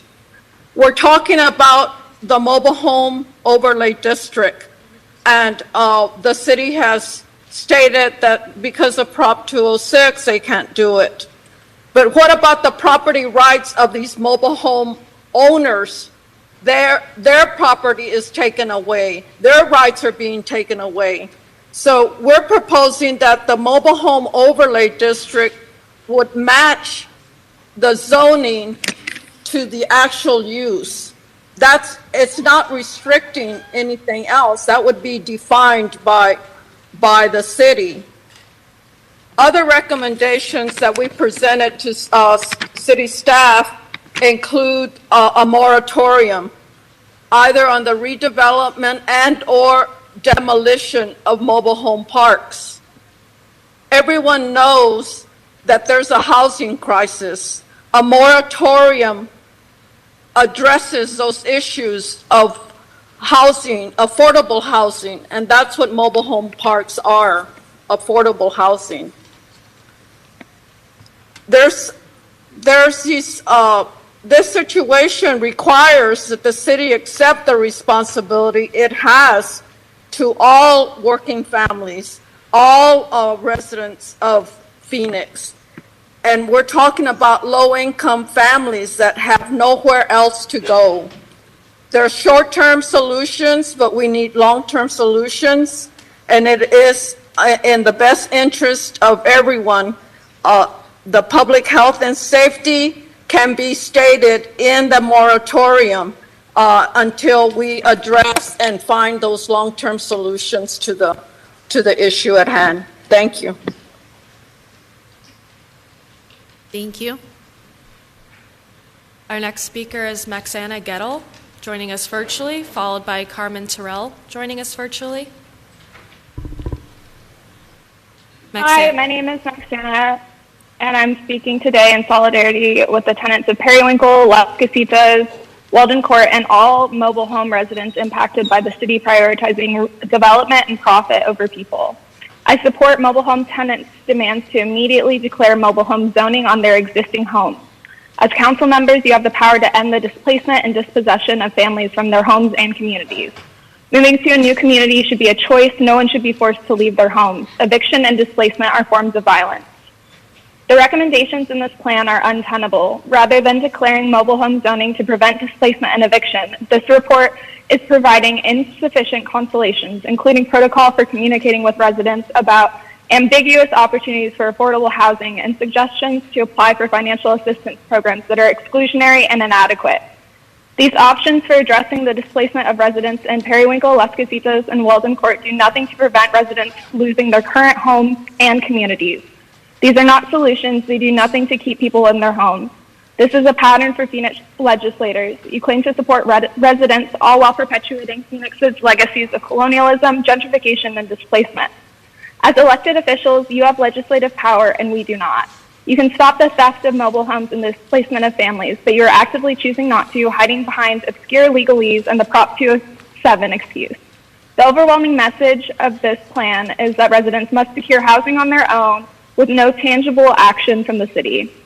The city is meant to serve its residents, not corporations and developers like GCU. If this subcommittee is truly dedicated to the Phoenix community, listen to the demands of Periwinkle, Las Casitas, and Weldon Court mobile home residents. Declare mobile home zoning on their existing homes. Don't make them move elsewhere, especially when many of them cannot. Thank you. Thank you.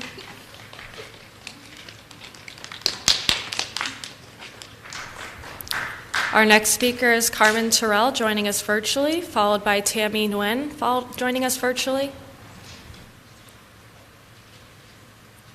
Hello, can anyone hear me? Yes, we can hear you. Yes, we can. Okay, so good evening, Madam Chair and members of the council. I'm Carmen Terrell, and I want to say that someone that I grew up with said, and I quote, temporary decisions come with lifetime consequences, end quote.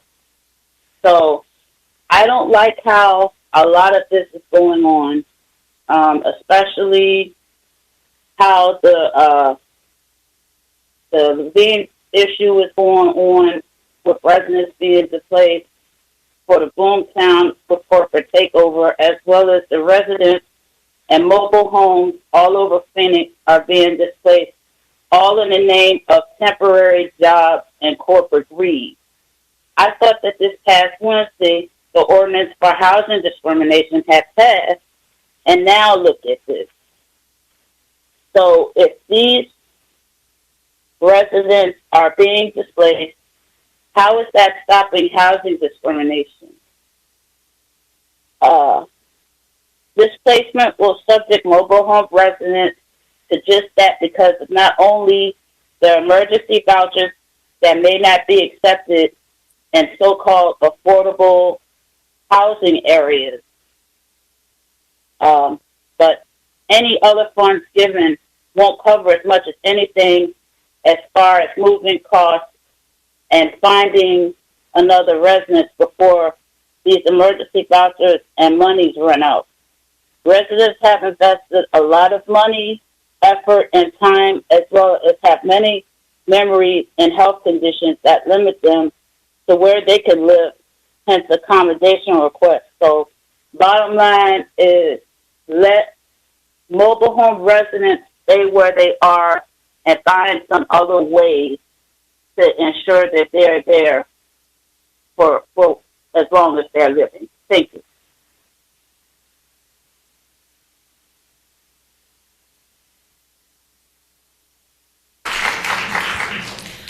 Our next speaker is Tammy Nguyen joining us virtually, followed by Gladiel Lopez Felix. Hi, members of the council. I'm Tammy, born and raised in Phoenix. It's been 2 years since I've spoken at a council meeting and almost one that I left working within city council. I've chosen to opt out of speaking at these hearings until now because I am severely disappointed at the treatment of the mobile home residents and the unjust, imminent fear of eviction that they have been facing. I've seen the work behind the scenes through, some homelessness task forces, neighborhood town halls.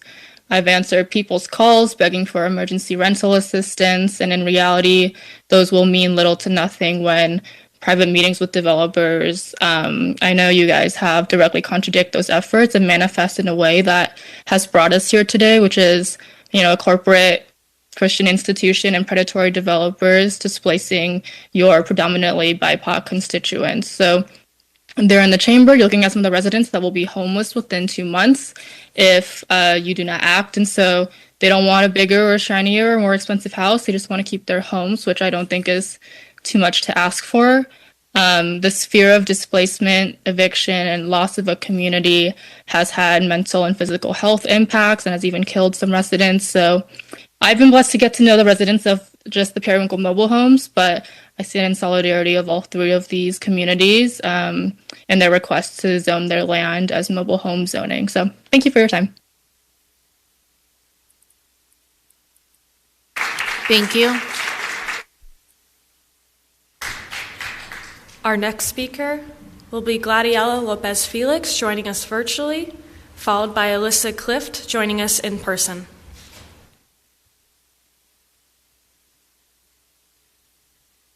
Our next speaker will be Alyssa Clift, joining us in person.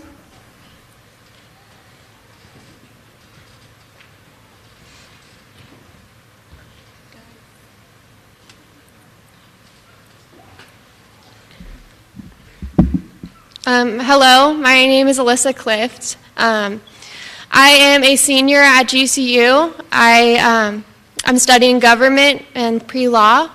I have the privilege to meet many of these residents since September and talk with them and get to know their concerns. As a student that is directly going to be impacted, or that the development is for my sake, I felt a really big need to meet the residents and understand what they need. There are a few other GCU students here as well in support. I came here to speak today to express and strongly condemn that what my university is doing to the residents of the Periwinkle Mobile Home Park. Displacement under the words development is still displacement. Every single apartment building, house, and mobile home park that has been displaced by GCU and developers across the city cause irreparable financial and emotional harm and trauma to the people that live there. There's no amount of money that can pay you for losing the place that you've been in for almost 30 years. As GCU continues to buy up hundreds of acres of the community, it has displaced hundreds, if not thousands, of mostly low-income residents, and it will continue to do so without the city's intervention. This for-profit University wants more students' housing or parking garages so that they can accept more students on campus. And this should not come before the needs of the community who have been there for decades. The community that we live in should be the utmost priority over development or financial gain. These displacements by GCU and other developers have a direct impact on the affordable housing and homeless crisis that's already rampant in our city. Arizona saw a 23% jump in homelessness population from 2020 to 2022. And as private developers continue to buy up all the affordable housing, where are you expecting low-income residents to go? You'll hear the stories of many of these residents who are legitimately facing homelessness. The city needs a long-term solution to keep people in their homes and away from homelessness. I fully support the residents' demand for a mobile home zoning and urge you all to protect the families that are in your communities. Thank you.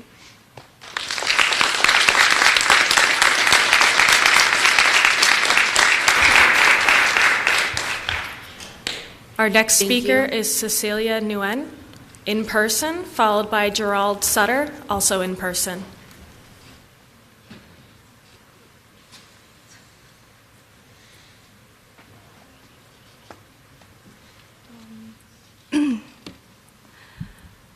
Hi, everyone. My name is Cecilia Nguyen. I'm a tenant and I live in Phoenix. I want to keep my speech short because I definitely want to hear and make sure that the residents are heard. I just want to say that I definitely support them in, their demands for mobile home zone ordinance placed on their properties. I think it's absolutely unfair that they have to be here today with their kids and children, taking time off work to fight for their place to live, that they bought their homes, they're homeowners. So yeah, I basically just support them. And also I think the moratorium is a good idea as well. Go Periwinkle, go Weldon Court, go Las Casitas, and the rest of the mobile home parks out there in the valley. You guys can organize too, and you guys can be here at City Council fighting as well. So yeah, you guys are the organizers, the blueprint. Thank you.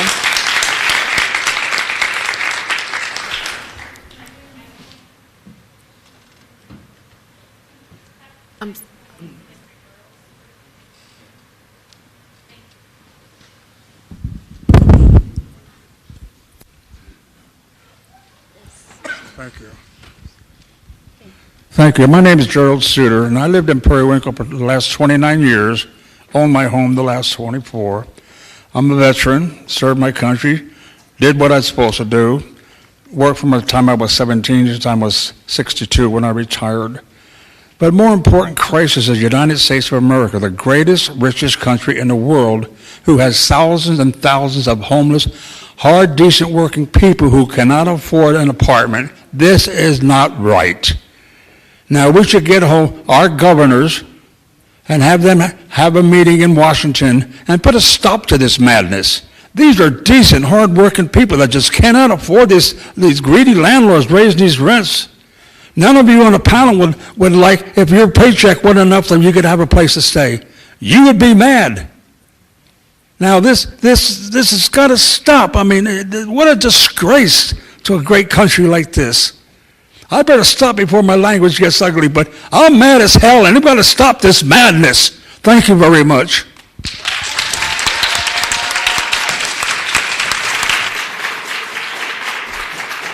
Thank you. Our next speaker will be Corey Dillier, joining us virtually, followed by Alondra Ruiz, joining us in person.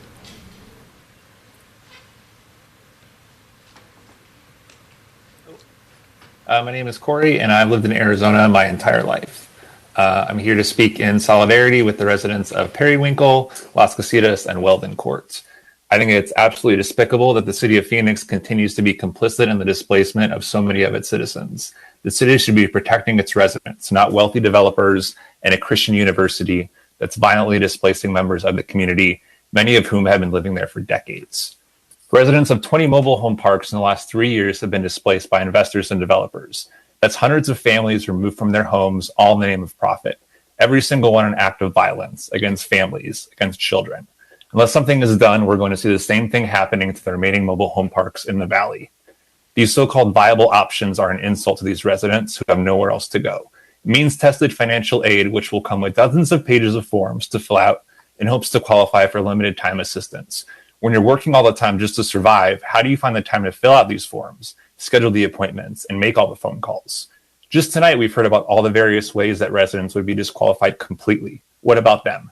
These proposed solutions are nowhere near enough. These residents own their homes and they will be forced to abandon them for next to nothing, as they either can't be moved or aren't accepted in any other mobile home parks. It's time to listen to the residents and work with them to ensure they can stay in their homes that they have now. Stop using Prop 207 as an excuse. Listen to the residents and declare mobile home zoning for the residents of Periwinkle, Las Casitas, and Weldon Court. Thank you. Thank you. Our next speaker is Alondra Ruiz, joining us in person, followed by Hannah Heeman, also joining us in person.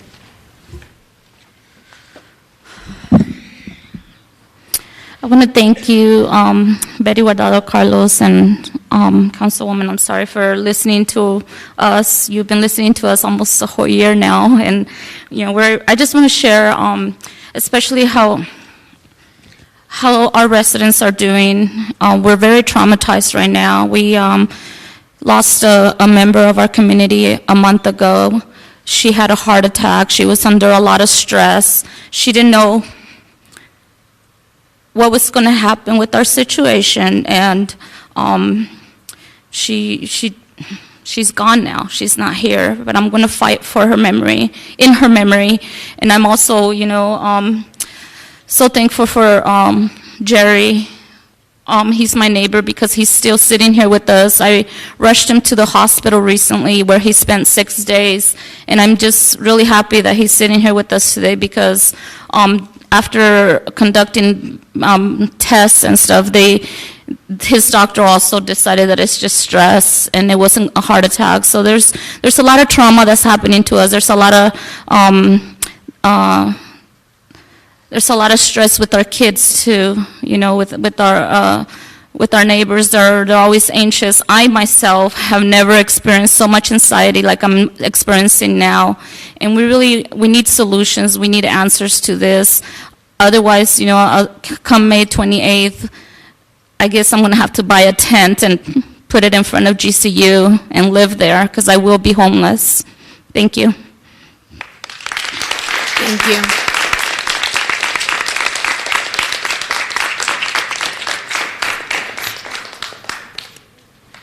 So we're going to be taking a little bit of a break because we need to change translators. So we need to make a little bit of a transition just to make sure that we can give everyone the best translation that we can. Thank you.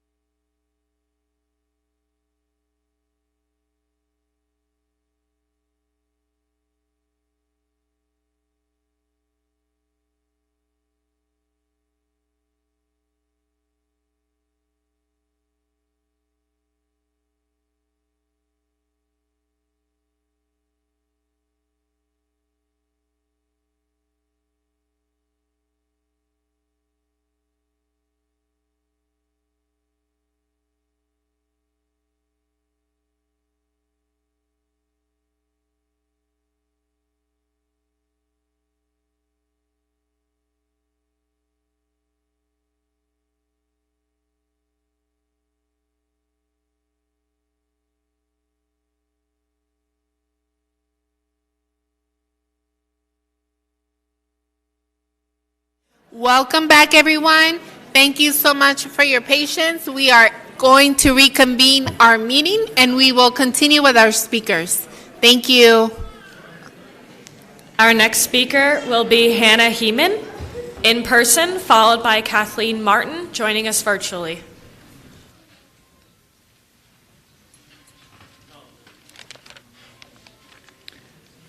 I feel like it says a lot about council's priorities that city management feels it's not in the city's core mission to protect people's housing. I find it even more disturbing that somebody presenting some of these solutions to the city on behalf of the city is Gina Montes, who serves on GCU's advisory council. That seems like a little bit of a conflict of interest. Everyone in Phoenix deserves a home. In a time of skyrocketing rent prices, City Council should be doing everything in your power to protect the affordable housing that exists. People are being kicked out of their homes and without anywhere to go as a direct result of City Council policies that allow heartless landlords and developers to buy up more and more of our city to destroy homes that people have lived in for decades. The people of Periwinkle Mobile Home Park, Weldon Court, and Las Casitas have been forced into an impossible position. The homes and communities that they've built over decades will be destroyed in just a few months if this council does nothing.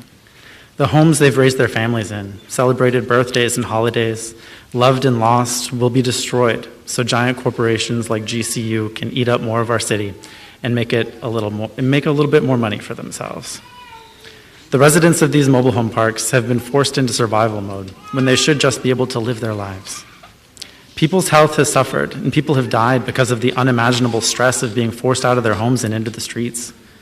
This council has the power to end this atrocity and protect these people and their homes. This council has the power to vote for mobile home zoning for these mobile home parks, to protect these families and their homes. Vote for mobile home zoning and start to right the evils that gentrification and development have wrought on our city. A moratorium is more than justifiable when these people are going to be forced into the streets in the most hot and brutal time of the year. Do something. Thank you. Our next speaker is Kathleen Martin, joining us virtually, followed by Claudio Cerrillo, also joining us virtually. Hi, my name is Kathleen, and I am speaking today in solidarity with the tenants of Periwinkle, Weldon Court, and Las Casitas mobile home parks and demanding for an immediate mobile home zoning ordinance. The short-term solutions proposed in your report are inadequate. I do not support any measure that results in the displacement of families. The financial assistance programs and support services in your report will not keep families in their homes and do nothing to keep these communities together. Your report references a housing shortage as a reason to develop these existing loving communities into new, higher density housing. But from my perspective, there is no shortage of housing. I see empty homes and apartments all around the city. In reality, there is a shortage of affordable, safe housing. The residents of these mobile home communities worked hard and bought their homes envisioning that they had secured this affordable, safe housing, just to find out later that greedy developers and the city council members they had elected into office are working against them. In my 5 years living in the Valley, I have seen rents skyrocket. As a working class tenant myself, navigating the housing market is precarious and safe, affordable housing options are few and far between. This is a direct result of colonialist city council policies that encourage land developers like GTU to buy up existing homes so they can kick people out on the street and build low quality, high density housing at unsustainable cost to tenants. The City of Phoenix chooses repeatedly to protect the interests of landlords and real estate developers and their constant demand for infinite growth. Instead of viable solutions to keep families safe and in their homes, you offer up different ways to displace them. You can try to spin the housing vouchers and assistance programs as good deeds, but they are coercive and manipulative. Moving to a new community should be someone's choice. Forced displacement is violence. These families are already home. Today, you can set a precedent for the Valley by granting mobile home zoning to these existing mobile homes. City Council has a chance to disrupt gentrification and start protecting the people of the city. Let families stay in their homes that they have lived in for decades. Thank you. Thank you. Our next speaker is Claudio Cerrillo, joining us virtually, followed by William Meister in person. Thank you. My name is Claudio Cerrillo. I'm speaking today as a concerned resident of the Phoenix metro area. The very fabric of Phoenix is woven with residents such as those living in the Periwinkle, Weldon, and Las Casitas mobile home parks. These are hard-working residents that moved into these homes with every intent of living in them for decades, residents who helped shape the city into what it is today. I am disappointed at the proposed viable solutions that merely act as a band-aid over the ever-increasing flood of land acquisition that serves to displace thousands and line the pockets of greedy speculators. I support the tenants' demands to immediately zone their land as mobile home zoning, and I reject the notion that ambiguous legal concerns over the current so-called landowners should take precedence over the lives of your constituents that you're allowing to be uprooted. This zoning is a simple way to prove to the residents in which you serve that you respect their right to exist and prosper, especially in a city that is becoming increasingly unaffordable. I hear talk during this meeting about solutions, how few of them there are, how you're all trying to work towards them. I can tell you what solution is not viable. What's not viable is letting this encroachment occur, setting the precedent that greedy capital like Grand Canyon University can buy their way into displacing families. Rezone immediately. Thank you.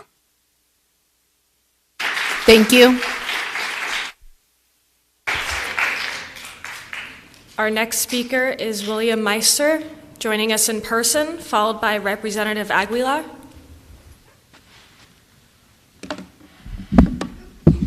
All right. Okay. I'm Will, and I've been in the Valley my whole life. So I just want to start by getting real about the stakes here. It's no exaggeration to say that eviction means death. As Alondra had mentioned, the stress from this situation has been hurting and even killing some of the residents at Periwinkle Mobile Homes already. Plenty of research backs up that there are lasting and harmful effects from eviction on your health, education, mental health, etc., but it's really like right in front of us. Let's also situate ourselves. So many people have been pushed to the streets over the past few years. Rent prices everywhere have risen, like others have mentioned, and making life more precarious for many. Landlord organizations and developers like the AMA's AZ Housing for All campaign and Home AZ have pushed the line that this is just a housing supply problem, that things could only change if they would build more. I've heard similar reasoning here. What we see here just shows why that's nonsense. Most housing that has been built has been luxury apartments. Much of what's called affordable isn't really actually affordable, or it's often just kept unsafe by shameless landlords who still will raise rents. And what's really being affordable just gets destroyed. Landlords are raking in cash from the situation in various ways. So GCU even split into a nonprofit, meaning that they wouldn't even have to pay property taxes, even if the education department doesn't recognize this designation. At Periwinkle alone, that's hundreds of thousands of dollars in avoided costs over just a few years. And that's just, one property. Along with that, leaders like Brian Mueller, the CEO, have made millions off of stock trades, and others have tennis courts in their backyards. So historically, the city has eagerly collaborated with people like them for ethnic cleansing and mass displacement through fully legal means. So what else should be done? For once, just listen to the tenants.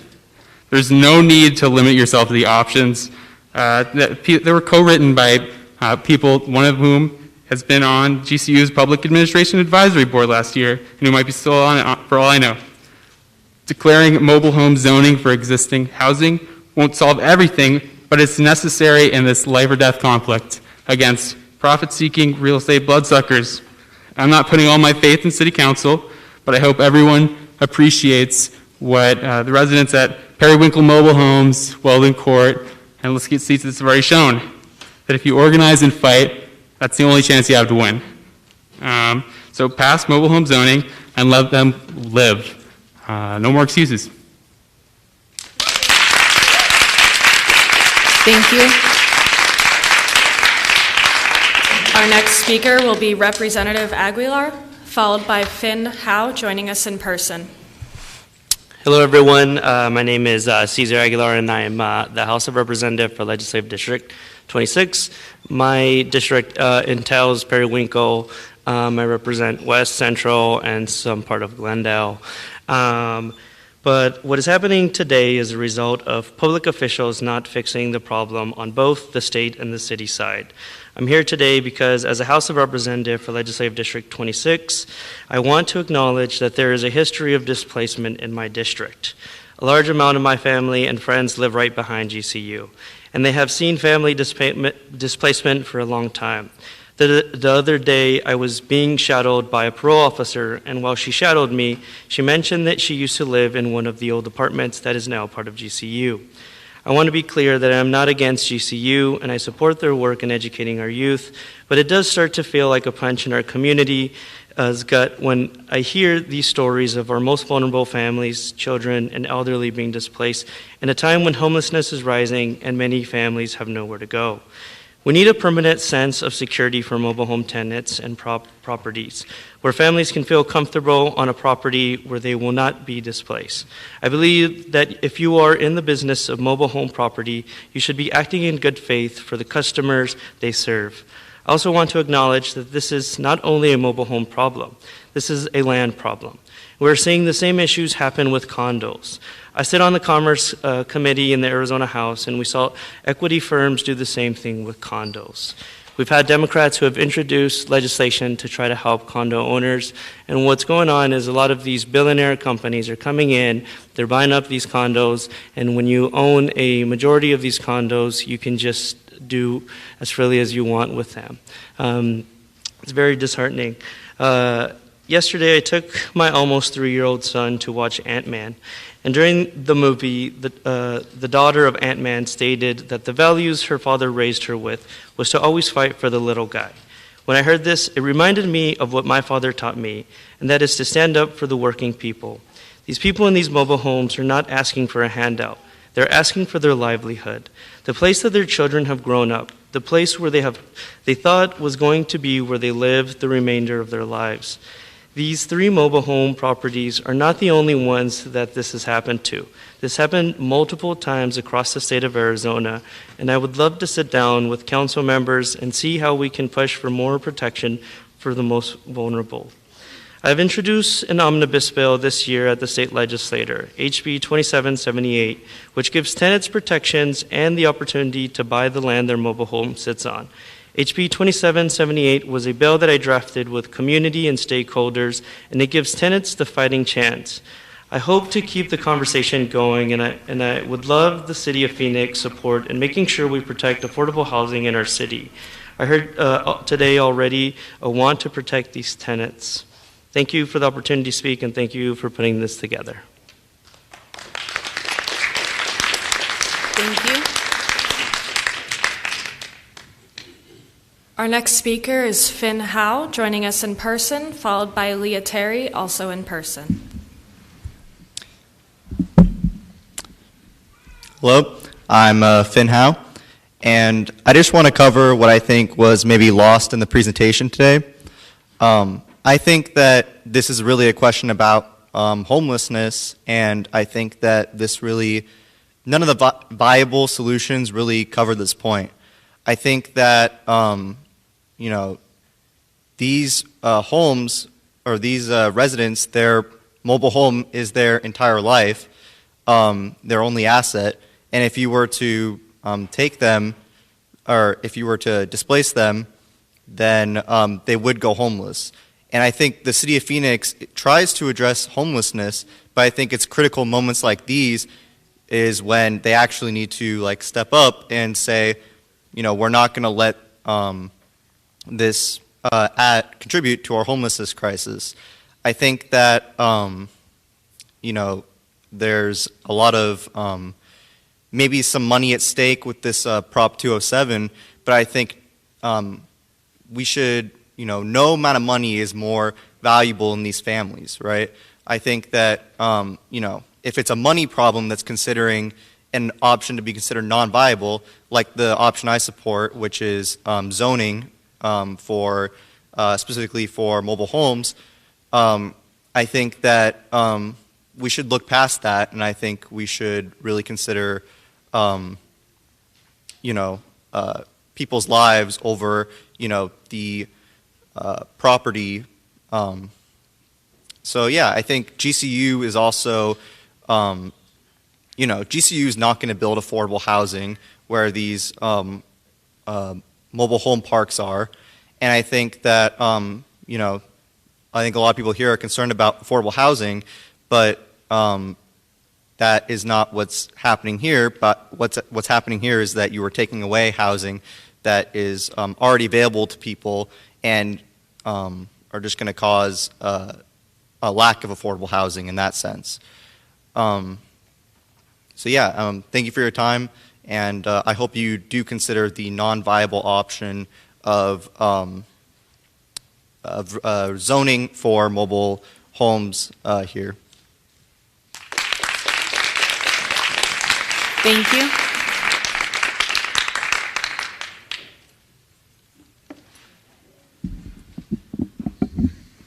Our next speaker is Leah Terry, followed by Lucas Theriault. Hi, my name is Leah Terry, and I am opposed to the potential forced displacement of Periwinkle, Las Casitas, and Weldon Court mobile home park communities. Small payouts or voucher offers are not enough to compensate these families. You are in a position to prevent a crisis, and I mean no exaggeration, a crisis. A small payout would not change the fact that GCU is making hundreds of people homeless by their decision. I've worked in the social service field in this city, and claiming any housing voucher is a huge weight placed on a very small number of social workers, which can take people months to find housing. Where are these families expected to live during that time if we have not set a time when they should not be evicted? And even if these caseworkers find them housing, there is no guarantee that it will be in a community of their choosing. Are you ready to force hundreds of families to move their kids to new schools? Move them away from their families nearby? These homes will not be the last thing that GCU seeks to claim and expand their massive campus to set a precedent. So set a precedent and listen to mobile home park demands, these tenants. And an exclusive mobile home park zoning is a solution to keep everyone where they are. So please agree to it. Thank you.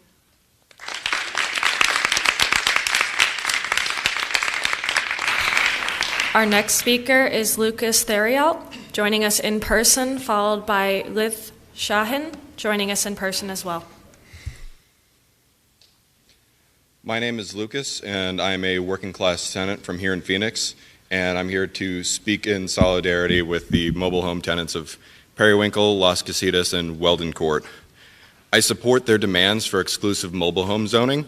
I do not support half measures that will still leave them robbed of their homes, but allow you to pretend like something was done to help them. The reality is that wealthy developers like GCU are waging a profit-driven war on these tenants, the very same working class people that you have promised to protect. If calling it a war sounds extreme, that's because it's not your friends and family that have ended up as casualties of this. In the case of Periwinkle, GCU is not even bothering to act like the law applies to them. At one point, they invited the members of Periwinkle to come for a supposed housing fair.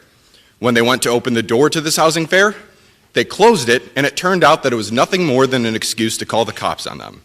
They can't even meet the basic requirements of providing a written lease. Now, your report says that exclusive mobile home zoning is non-viable. You recognize that you have the power to do this pursuant to the Laurel Park decision, but it's non-viable because you'd have to compensate the landlords.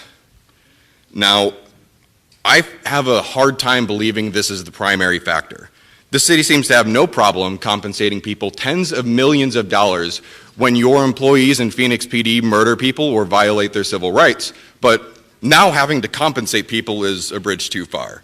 Especially unless I missed something and all of the other options presented on the table were free, it doesn't seem to make sense that monetary compensation is a reason that we shouldn't even be considering this at a full city council meeting.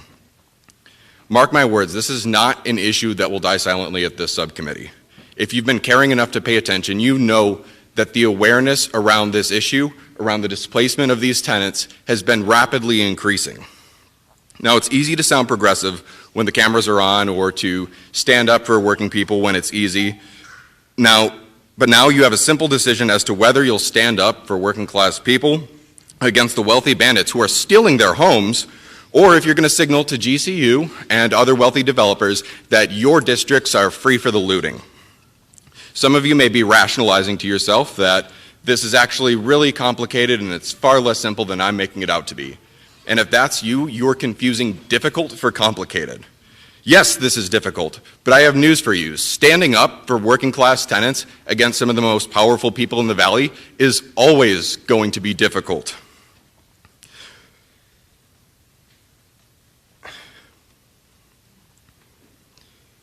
Yeah. But I stand with my fellow working class tenants. I stand with my people. And the question you have to answer to me, to these tenants here, and to the rest of your constituents is whether or not you have the spine to stand up for them too.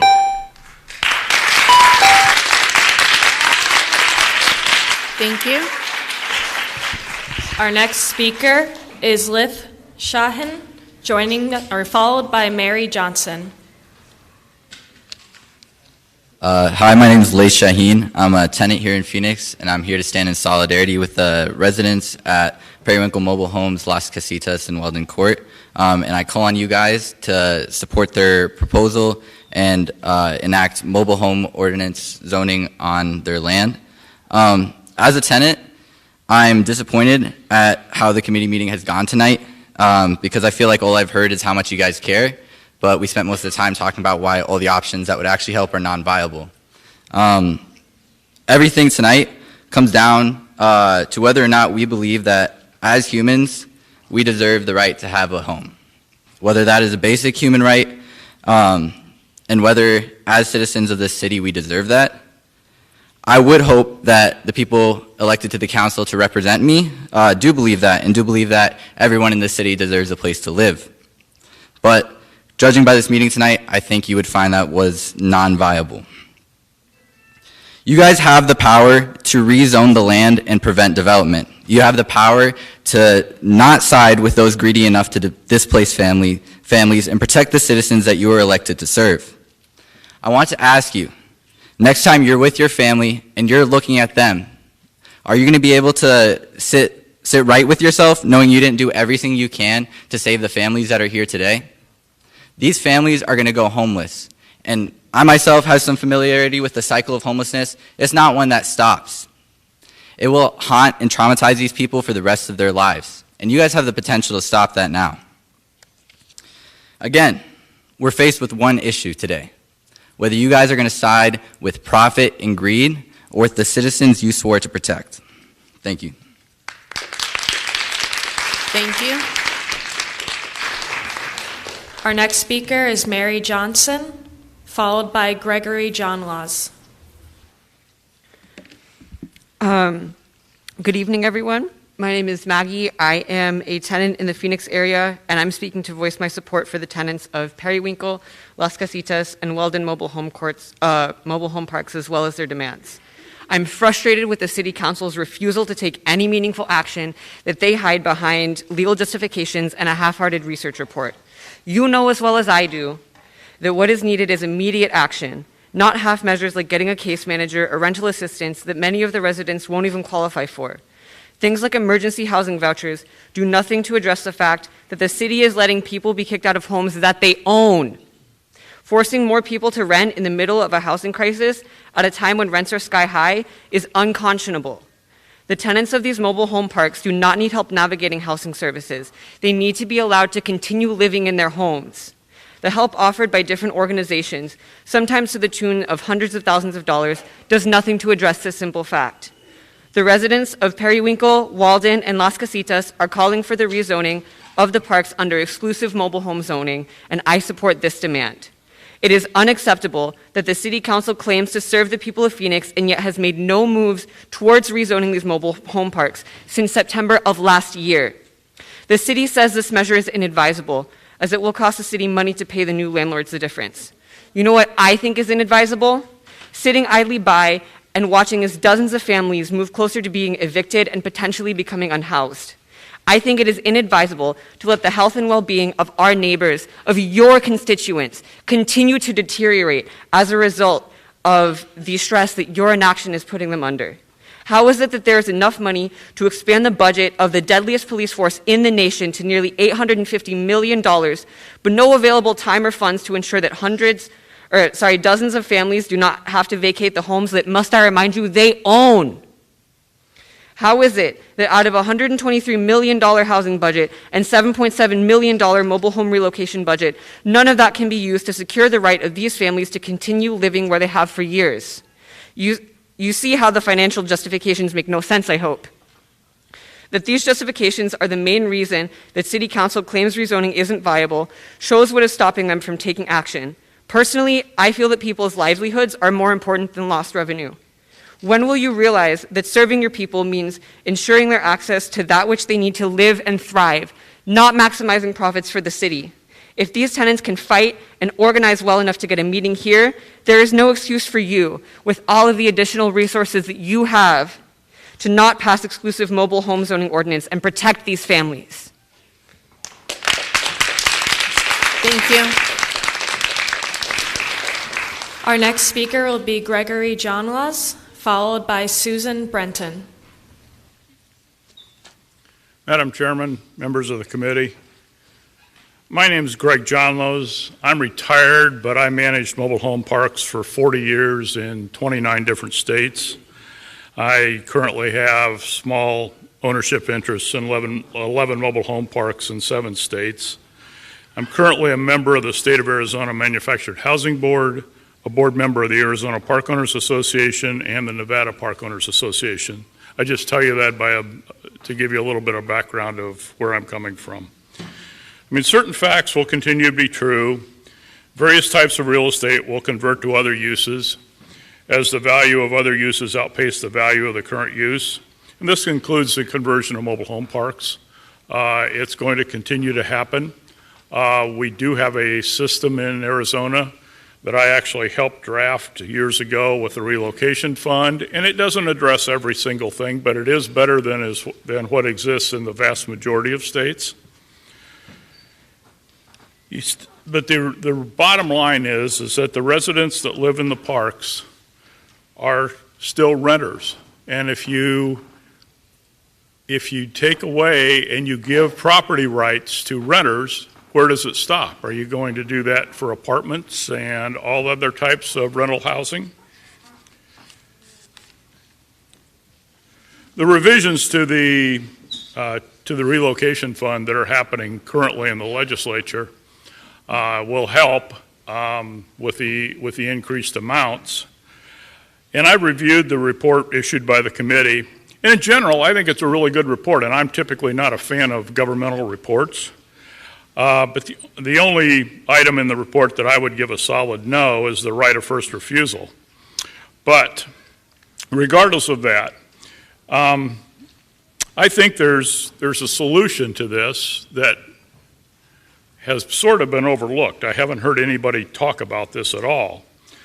On page 10, section 5 of the report, the proposed item that I'm suggesting is to remove the requirements found in the last sentence of the first paragraphs that requires mobile homes being purchased to be affixed to real property.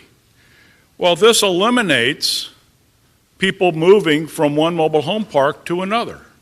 Why can we not help people finance another house with this down payment with a down payment program to move to another mobile home park? These folks that are here, they chose to live in a mobile home park. So why not help them live in another mobile home park? And we've got the ability to do that if we just simply take those restrictions away and allow that to help finance their new mobile home, or a mobile home park, a mobile home in another mobile home park. So obviously my 3 minutes are up, and thank you very much. Thank you. Our next speaker will be Susan Brenton, followed by Giovanni Yanes.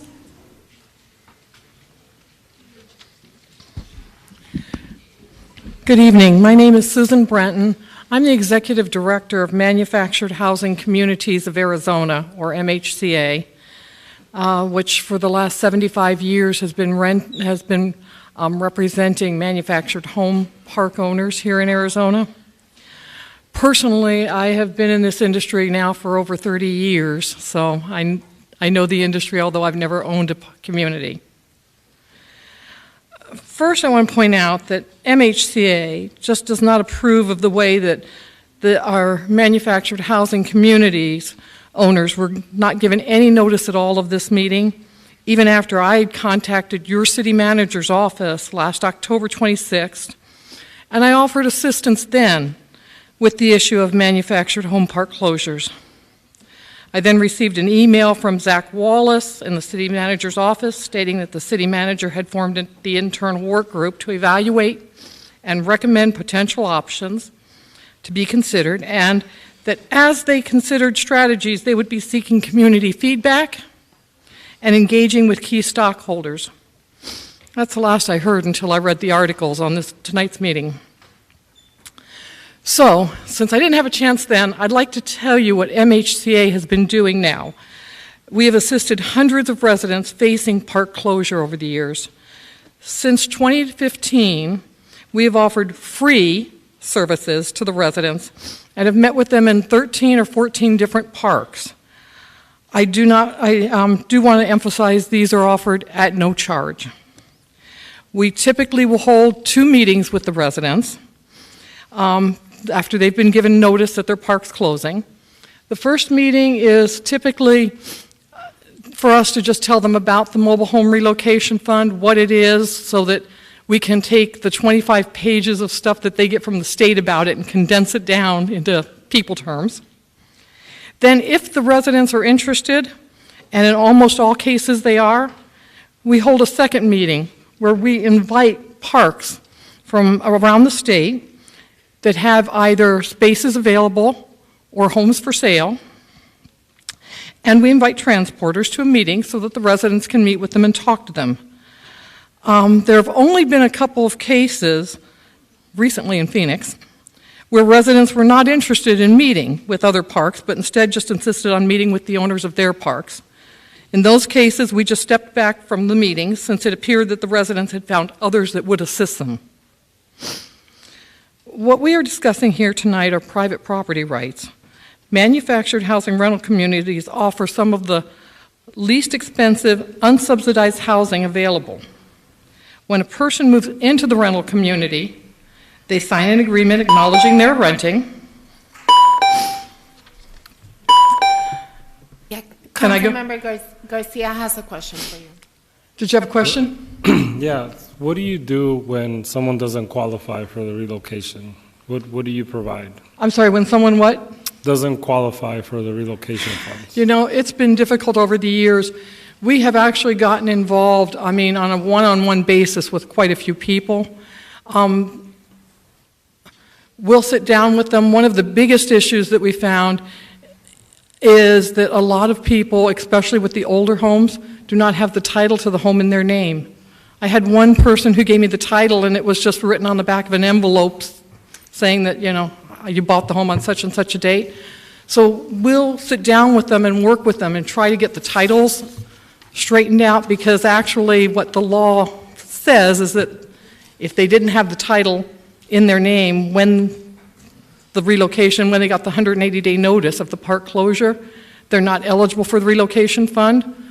So I work also with owners of the parks, and I will, if I find out that an owner is considering closing a park, and there haven't really been that many in the last few years, I will try to talk them into first give us a month or two where we can meet with the residents and make sure that they know what they need to do first before they get that notice.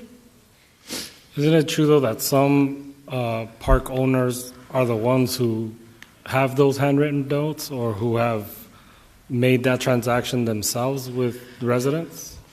Yes, there are some park owners that don't follow all the rules. The park owner should have a file basically that has every home listed and who owns it, et cetera, and the finance company, if there's a mortgage or a loan on it, things like that. And a lot of them, It's like any other business, 95% of them are great, and then you got the 5%. And so I know the numbers that were given earlier, folks get about $1,800 for the trailer. What happens to the trailers when they stay back at a mobile home park? Who do they get demolished? Do they get sold? What happens to them? Yeah, in order to get that $1,800, the owner of the home has to sign over a free and clear title to the landlord. So it's now the landlord's property. And typically, a lot of them are destroyed because a lot of them have just outlived their usefulness. Some of them have been towed. Farms take some of them for farm workers. So we try to find places for them to go if possible, but many of them are just destroyed. Thank you. Thank you. Thank you. Thanks. Our next speaker is Giovanni Yanes, followed by David Ochoa.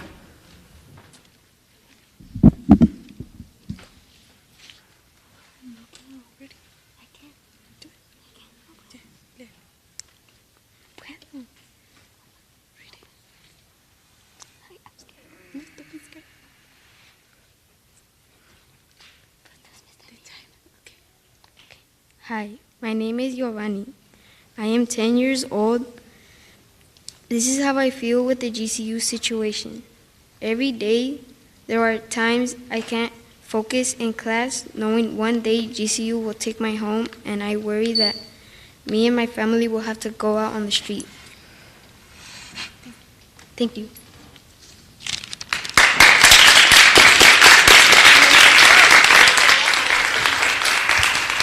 Our next speaker will be David Ochoa, followed by Daniel Ochoa. Hi, my name is David, and I'm 12 years old, and I live at Periwinkle Mobile Home. I do not like what GCU is planning because in their plans, they don't think about me and my family. They are selfish and unhuman. Time is very short and running out. No time and no money to find a home. What is the future of my family? Thank you. Thank you. Our next speaker is Daniel Ochoa, followed by Luis Jimenez. Hi, my name is Daniel, and I'm here to ask if you can help every family here facing displacement and its injustice, and also cruel, displacing families. Thank you. Thank you. Our next speaker will be Luis Jimenez, followed by Liam Huggins. Hi, my name is Luis, and I am 8 years old. I don't understand much of what is going on because I am so little. It makes me so sad to hear that in a short time we will have to leave our home. There are people who say they are good, but they are really bad. Shame on you, GCU.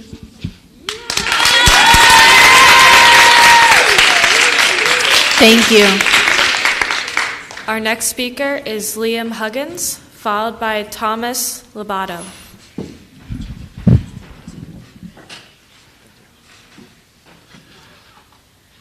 Hi there, my name is Liam. I was born and raised in Phoenix, currently reside in Tempe, and I would like to take a moment to talk about this vicious bind that GCU, outside developers, and certain actors within the city of Tempe have left the resident of these mobile homes, where they are either forced to dig their heels in and to defend the only place of home and security that they've known for decades, or alternatively, take limited assistance that is neither guaranteed nor adequate for their positions.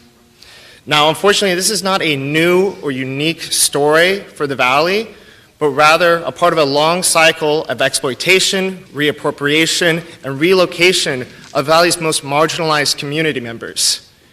And outside developers and other large institutions like GCU have cut have cut across the map of the valley in places like South Phoenix, where many residents do not have the means and the funds and the abilities to defend themselves like other more lucrative, wealthy parts of the valley. And GCU sets up high walls, wide walls that separate and divide these communities, who push people out and do nothing to contribute to the development of these regions that have historically been underdeveloped and undersupported by the city of Phoenix. Now, to me, this is a basic question of equity, of principles, and about what the city of Phoenix stands for. And I think when we're discussing whether or not the residents of Periwinkle and other mobile homes deserve to be able to stay in the communities if they have the right to do so, we should just look and we should ask that do the residents of Paradise Valley have to fear displacement? Do the residents of Ahwatukee have to fear displacement? Do the residents of Arcadia have to fear displacements? And the answer is no, no, no. So then why should the residents of these mobile homes have to fear this same displacement that is quite literally killing them because of the stress and the trauma that is putting on them? Now, the answer and the solution to this issue seems fairly straightforward. And the city of Phoenix has the means and the ability to do so. The question of cost is irrelevant because the question of violating a person's right is incomprehensible. There is no cost of violating rights, and there is only the justification and the reason to take whatever cost is necessary to make sure these people have the right to stay in their communities, to stay in the places they lived all their lives. And one last thing is that I also don't think it's very just that these residents do not have the ability to stand upon a full council, because I believe that all the council members here are in full support and are willing to try their best to help these people. But I think that there are other council members who need to hear these stories, and frankly, the deans of GCU need to hear these stories. Thank you. And just given time, we know we have a lot of children here that probably need to get to sleep. We have some important information that we still need to go through. So can we move forward with Mr. Saurreza?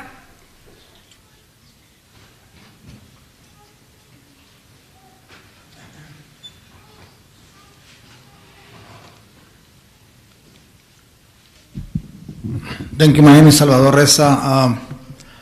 Well, you've heard, this is not the first time you hear this, you've heard it again. But basically, what's the action? The action is whether the council, at least the members on this right now, are willing to take it to a vote on the greater council. I know what your vote might be, but I don't know what the other council people are going to be. But whatever it is, we have to take him to the test.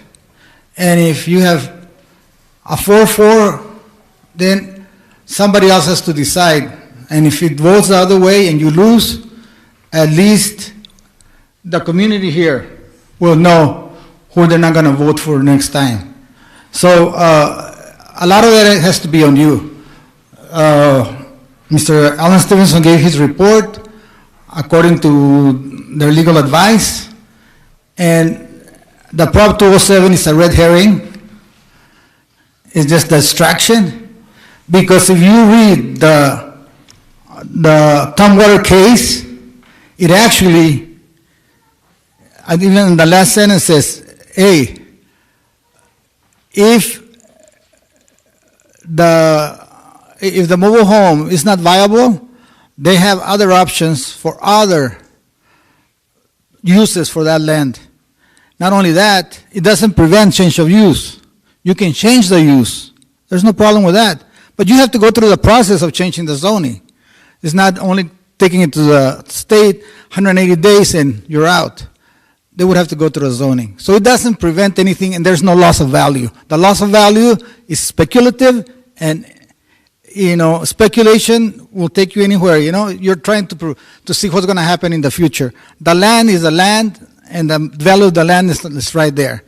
Maybe they're going to lose at the end if they develop it, but it's not developed yet.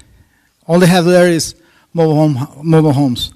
So I will leave you with that, and thank you for hearing us, and I'm sure that you'll do the right thing. Thank you. Thank you.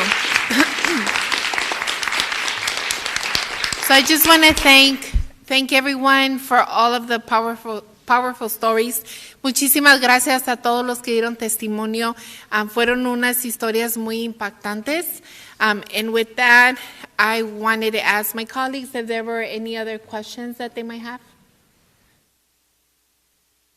Great, thank you.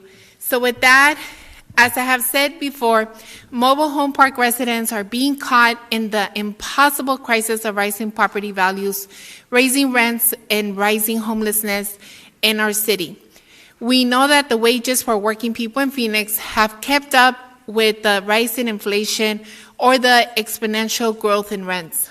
To address the rise of homelessness, the city of Phoenix worked to set up almost 600 new shelter beds last year. This year, we plan to bring forward an additional 800. But we know that as soon as those beds become available, they will be filled. All of our housing choice vouchers are leased out. There are 16,000 residents on a wait list when one becomes free. The wait has been reported to take 3 to 6 years. Our residents are now facing rates of evictions that rival or surpass the worst years of the Great Recession. So what do we do? Today, as council members for the 5th largest city in the country, what is our response to these challenges? And how do we respond to the testimonies we have heard month after month from residents facing imminent displacement from their mobile homes? It will be very easy to wash our hands of this issue and say the city of Phoenix does not have the power or jurisdiction to make bold decisions. It is true that landlords and their friends at the state capitol have tied the hands of our city in many different ways. But the residents that have brought us their testimonies today over the past months deserve real leadership. They cannot afford to have their elected representatives kick the can down the road. Their time is running out. I cannot imagine the stress and anxiety that these families have been going through. Hearing testimonies of stress, hearing testimonies of all of these issues that our constituents are going through is very difficult for me. I see your children sitting here. My children are privileged to be at home with their father. And this is not a place where our children should be asking us and begging us to please not make them be homelessness as they are ending their school year. But tonight, I am also hopeful. I have seen my fellow council members stand up and fight for our communities, despite a last-minute attempt by the Realtors Association to stop us. We worked together last week to pass a rule making it illegal for landlords to discriminate against you based on how you pay for your mortgage or for your rent. This is a leadership our residents deserve, and I am hopeful that tonight we can continue to show this sort of leadership. We have solutions to make, we have problems to solve, but I keep hearing that this is a private matter and that it should be dealt with the different developers and the different landlords that are in these spaces. We gave them the chance. We told them to do the right thing. I personally met with GCU and I asked them to address the issue with the residents. And the only thing they offered was $5,000, which I know is not enough. So with that, I would like to make a motion that the City of Phoenix enter in an intergovernmental agreement with Arizona State University School of Geographical Science and Urban Planning or a similar agency to produce a study and inventory of all mobile home parks within our city. And I understand what was said earlier, Ellen, that it needs to be more of a within the city limits given the challenges that this can bring. This study and inventory should include information related to ownership, underlying zoning, number of units, vacancy rates, quality of housing, and recommendations for preservation and improvement. The overall goal of this study should be the improvement and preservation of the city's current mobile home park housing that includes concrete policy, recommendations? Second. All those in favor, please say aye. Aye. So it passes. Vice Mayor? Thank you, Chairwoman. First of all, I also want to commend and thank the residents of Periwinkle Park, Weldon Court, and Las Casitas for coming here time and time again to advocate for your communities. What is happening to each one of you is unacceptable, absolutely heartbreaking, and simply wrong. I also want every single one of you to know that I hope you are extremely proud of yourselves for how you have organized, how you have shown up for your neighbors, how you have garnered media attention around this critical issues. Your stories and your tenacity are what has made the 5th largest and fastest growing city in the country, Phoenix, Arizona, actually respond to this. While District 7 mobile home parks are not included in today's discussion, I know we have a good number of them, and there are 425 approximately mobile home parks across the city of Phoenix. Mobile homes are often one of the few affordable pathways to home ownership in our city. Yet the caveat is that homeowners do not own the land underneath them, and often they end up trapped with a house that they cannot afford to move. Asking people to move the home that they have worked so hard to purchase and created countless memories within is a tremendous burden, and the mental toll it has taken on your families is so clear in your testimonies. I can't even begin to imagine. Alondra, I'll never forget what you said, the description of the unbearable anxiety that you face and your family faces every single day. It resonates deeply, talking about your neighbor who had a heart attack because of that anxiety, talking about Jerry who, led him to be hospitalized because of that anxiety. That means I can feel that from you, and I am so sorry that you're going through this. We've seen how this has disproportionately impacted vulnerable populations, older adults on fixed incomes, veterans, and single income families. The fact that children are having to come here, as the chairwoman said, that's also unacceptable. Kids like Giovanni, David, Daniel, Luis, thank you for your testimonies today. We really appreciate you being here and advocating. Children should be busy at school, focusing on their educations, playing at parks, playing games, not at city council meetings, begging for their homes. Jerry, I want to also, say that I agree with you. You said housing is a human right, but unfortunately, we as a country, I don't think, have lived up to that at all. The U.S. has not ratified the International Covenant on Economic, Social, and Cultural Rights. So we do not recognize housing as a human right in this country, and that's unacceptable. But as city leaders, I believe we should be doing everything we can to do so. We have both short and long-term solutions available to us today. I appreciate staff for the hard work that you have done. I would like to also make a motion that we move to reallocate the remaining $2.5 million of ARPA funds that we have set aside for the Landlord Incentive Program to create a new emergency fund specifically for individuals affected by mobile home park displacement. And I would like to specifically request that we work with a nonprofit partner that can implement this new fund. Second. Madam Chair. All.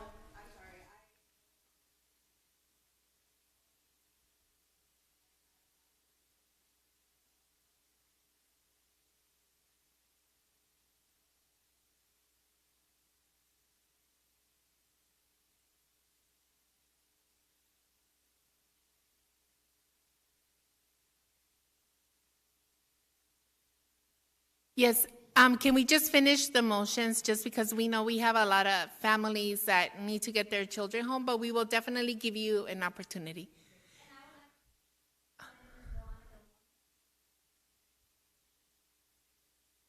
We will get to you at the end of the meeting. Thank you. All those in favor, please say aye. Aye. Passes. And Madam Chair, just as a form of order, it's a recommendation to go to the full City Council. Yes, has to Thank go. you. Yes, all of these motions are to go to the formal meeting. Perfect. We just want to make sure we get it right for the minutes. Thank you. Thank you. Councilmember Garcia. Thank you, Chairwoman. And first of all, I want to thank my colleagues for being willing to do an evening meeting, and obviously you, Chairwoman, for being able to put this together. I've been asking for evening meetings for a while, and by the attendance, I think it's proven that it's better to have community input.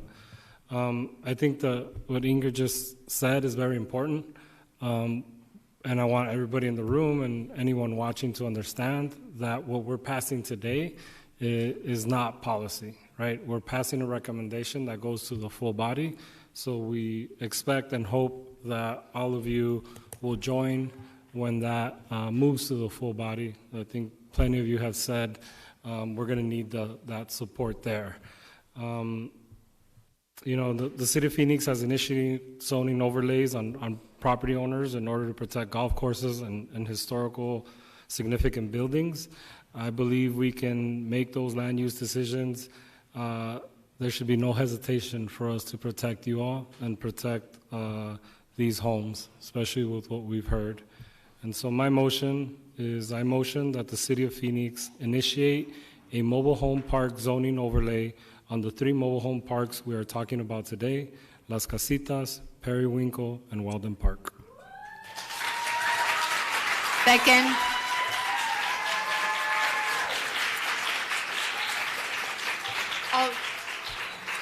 All those in favor, please say aye. Aye. And as Councilmember Garcia said, all of these proposals are to go to the full council. This is not the final vote. We need to be able to get 5 votes to be able to pass this as a city. So like Councilmember Garcia said, we recommend that everyone please attend the meeting. And then I have another motion as well, because the mobile home park zoning overlay will take time to move through the zoning process. I would motion that the City of Phoenix institute an 18-month moratorium on all development at the 3 mobile home parks we have been discussing, Periwinkle, Weldon Court, and Las Casitas. This moratorium should be in accordance with Arizona Revised Statute, Chapter 9-463.06, Section C. Do I have a second? Second. All those in favor, please say aye. Aye.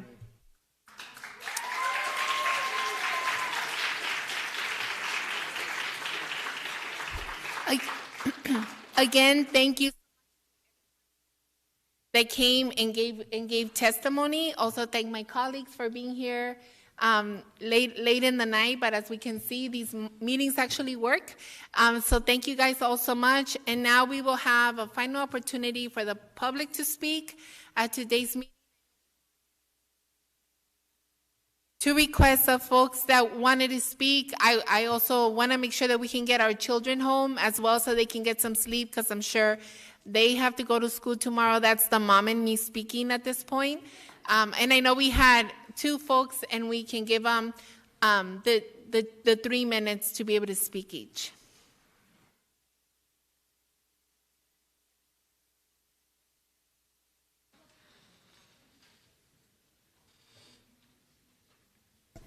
And if you could remind us your name so we can check you off the list.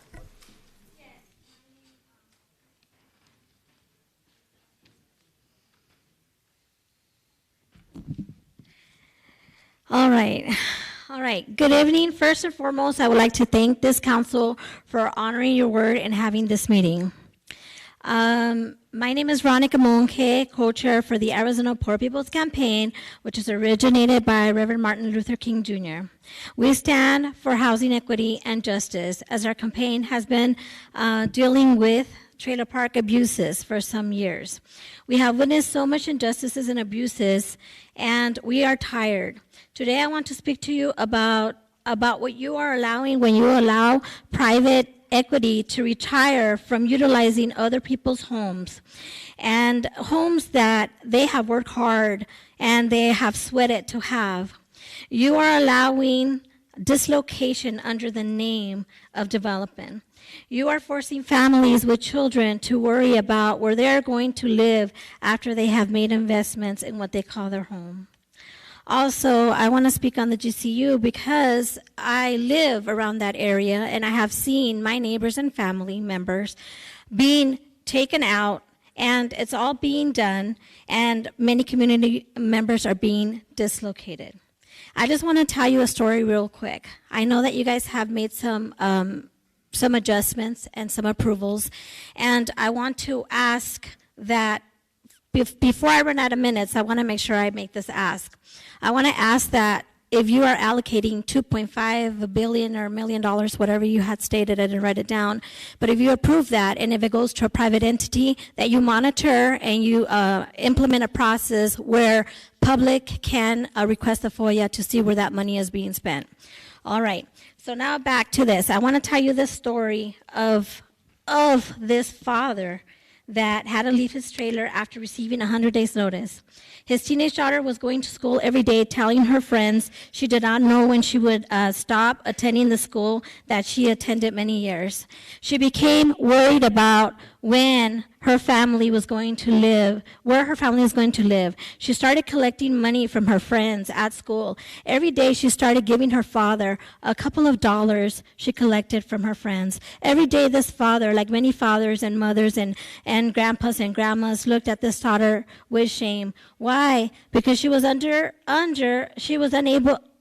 father was unable to protect his home due to the lack of motivation this city has had to resolve these types of abuses in mobile homes, not just dislocation, but other types of abuses. I've seen mothers who have been evicted, not allowed to get diapers for their newborn babies after being locked out. I have seen water charges up to $600 for a single mobile home. I met an elderly couple who was on disability, and though they thought they would pass on their trailer, living in their trailer, and now what options do they have?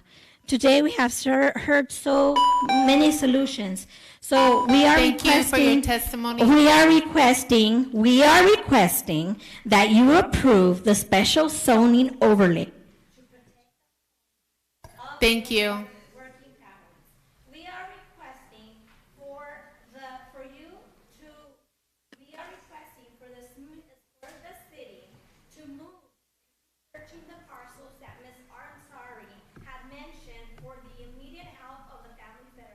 Our next speaker is. And we approve the moratorium.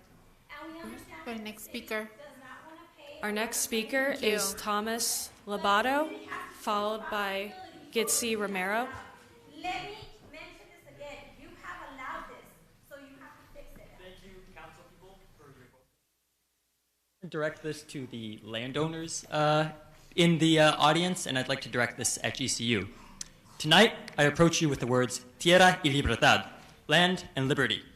These words have been uttered by successive generations of Mexican revolutionaries who, after 5 centuries of Spanish colonial oppression, were left without homes and without control of the lands they labored on. Millions of campesinos were left to the whims of large landowners, who paid little to nothing for their labor and left them without meaningful control of their lives. What does this history have to do with the issue of displacement of mobile home residents in Phoenix, Arizona? According to the U.S. Department of Housing and Urban Development's 2022 annual homelessness report, Arizona has seen a 23% increase in homelessness since 2022, with a registered 10,707 people left unhoused. Meanwhile, those who do have shelter find it increasingly hard to keep a roof over their heads. According to the Mortensen Institute at ASU, while rents have increased by 61% since 1960, the median renter's income has only increased by 5%. These statistics aren't flukes or an accident, which can be solved by letting developers do what they wish. These statistics are the product of a model of development which serves the interests of wealthy landowners and developers like GCU over those of existing working-class communities like those at Periwinkle. In the fourth quarter of 2022 alone, GCU made $258.7 million at the expense of its students, workers, and the surrounding community. The residents at Periwinkle Mobile Homes, Las Casitas, and World & Court, along with the tenants across Phoenix, demand tierra y libertad. We want control over our communities, over our housing, and over our lives. The decision is a clear one. You as elected representatives are supposed to serve the working class majority, which put you in office. A majority made up of the people from the mobile home parks which now face eviction at the hands of developers like GCU. You can choose to fulfill the democratic obligations demanded by your office, or you can continue to allow GCU to profiteer at the expense of the families of Periwinkle Mobile Homes, Weldon Court, and Las Casitas. Thank you for your vote to zone these communities for mobile homes. And I hope you continue to challenge the undemocratic interests of GCU and other developers. And do your job as elected officials. In the meantime, the tenants at Periwinkle Mobile Homes, Weldon Court, and Las Casitas will continue their demands for tierra y libertad. And to the landowners, it's obvious that you've had money and time to organize. Your tenants are organizing as well. Tierra y libertad.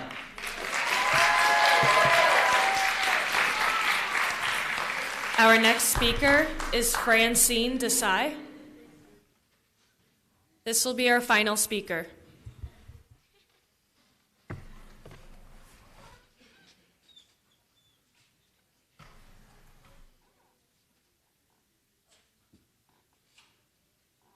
Good evening, ladies and gentlemen. My name is Francine Desai. I am a founder of a nonprofit, Guiding Light Community Foundation.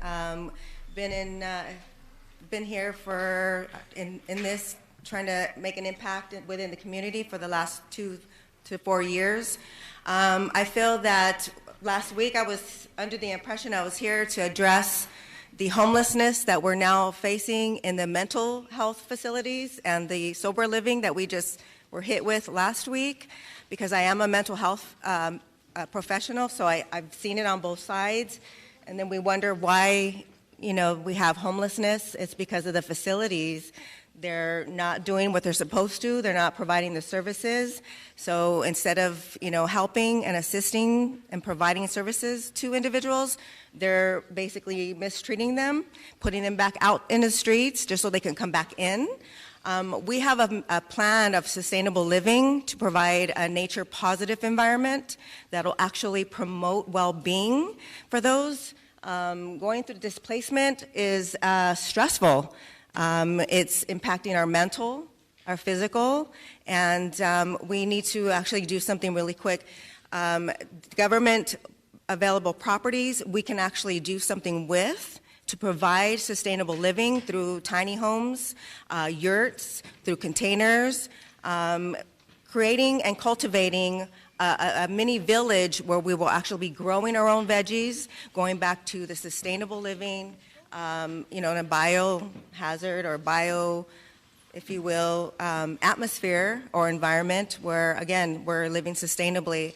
I think as a community, we need to come together to help those that are struggling, because we're all going through something that we don't talk about. We don't have support system. We need the resources, the funds. I've been presenting this business plan to help those that are struggling with homelessness, but I get shut down by the big corporate people, and I'm out here to make a difference and help those that are struggling. So I am here to offer my services, my time, and to help build or plan a development with government property. I think it'll actually come into use. Absolutely, we can make it work. Recycle the homes, utilize the funds, and grow a community village this way so we can spread throughout the neighborhood and unite. Thank you. Please help us. Help me, help them, help us, so we can come together as a community. Thank you. So we just have one more person. Is Carmen Prieto still here? Do you want to come up? And that will be our final speaker. Thank you.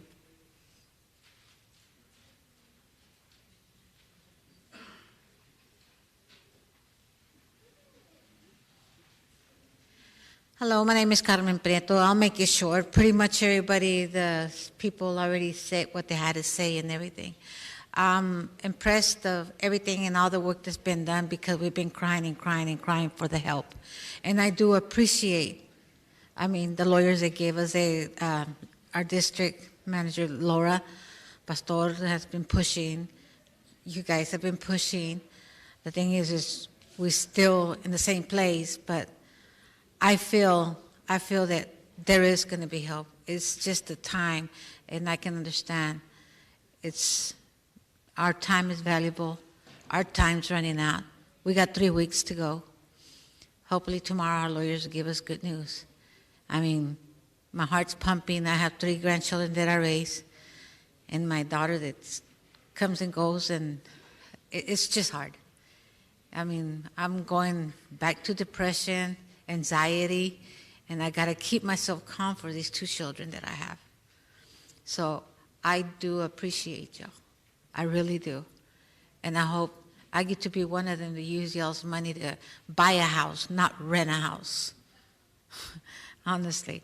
But I do appreciate, and I know these people, and I know that we're rooting for the next people to change the zoning. The zoning is very important for the next person. Maybe we didn't get lucky enough to get it, but I don't wish this upon anybody else. Thank you very much. Thank you. And with that, just want to thank staff for all of their hard work, and we are adjourned. Thank you, everyone.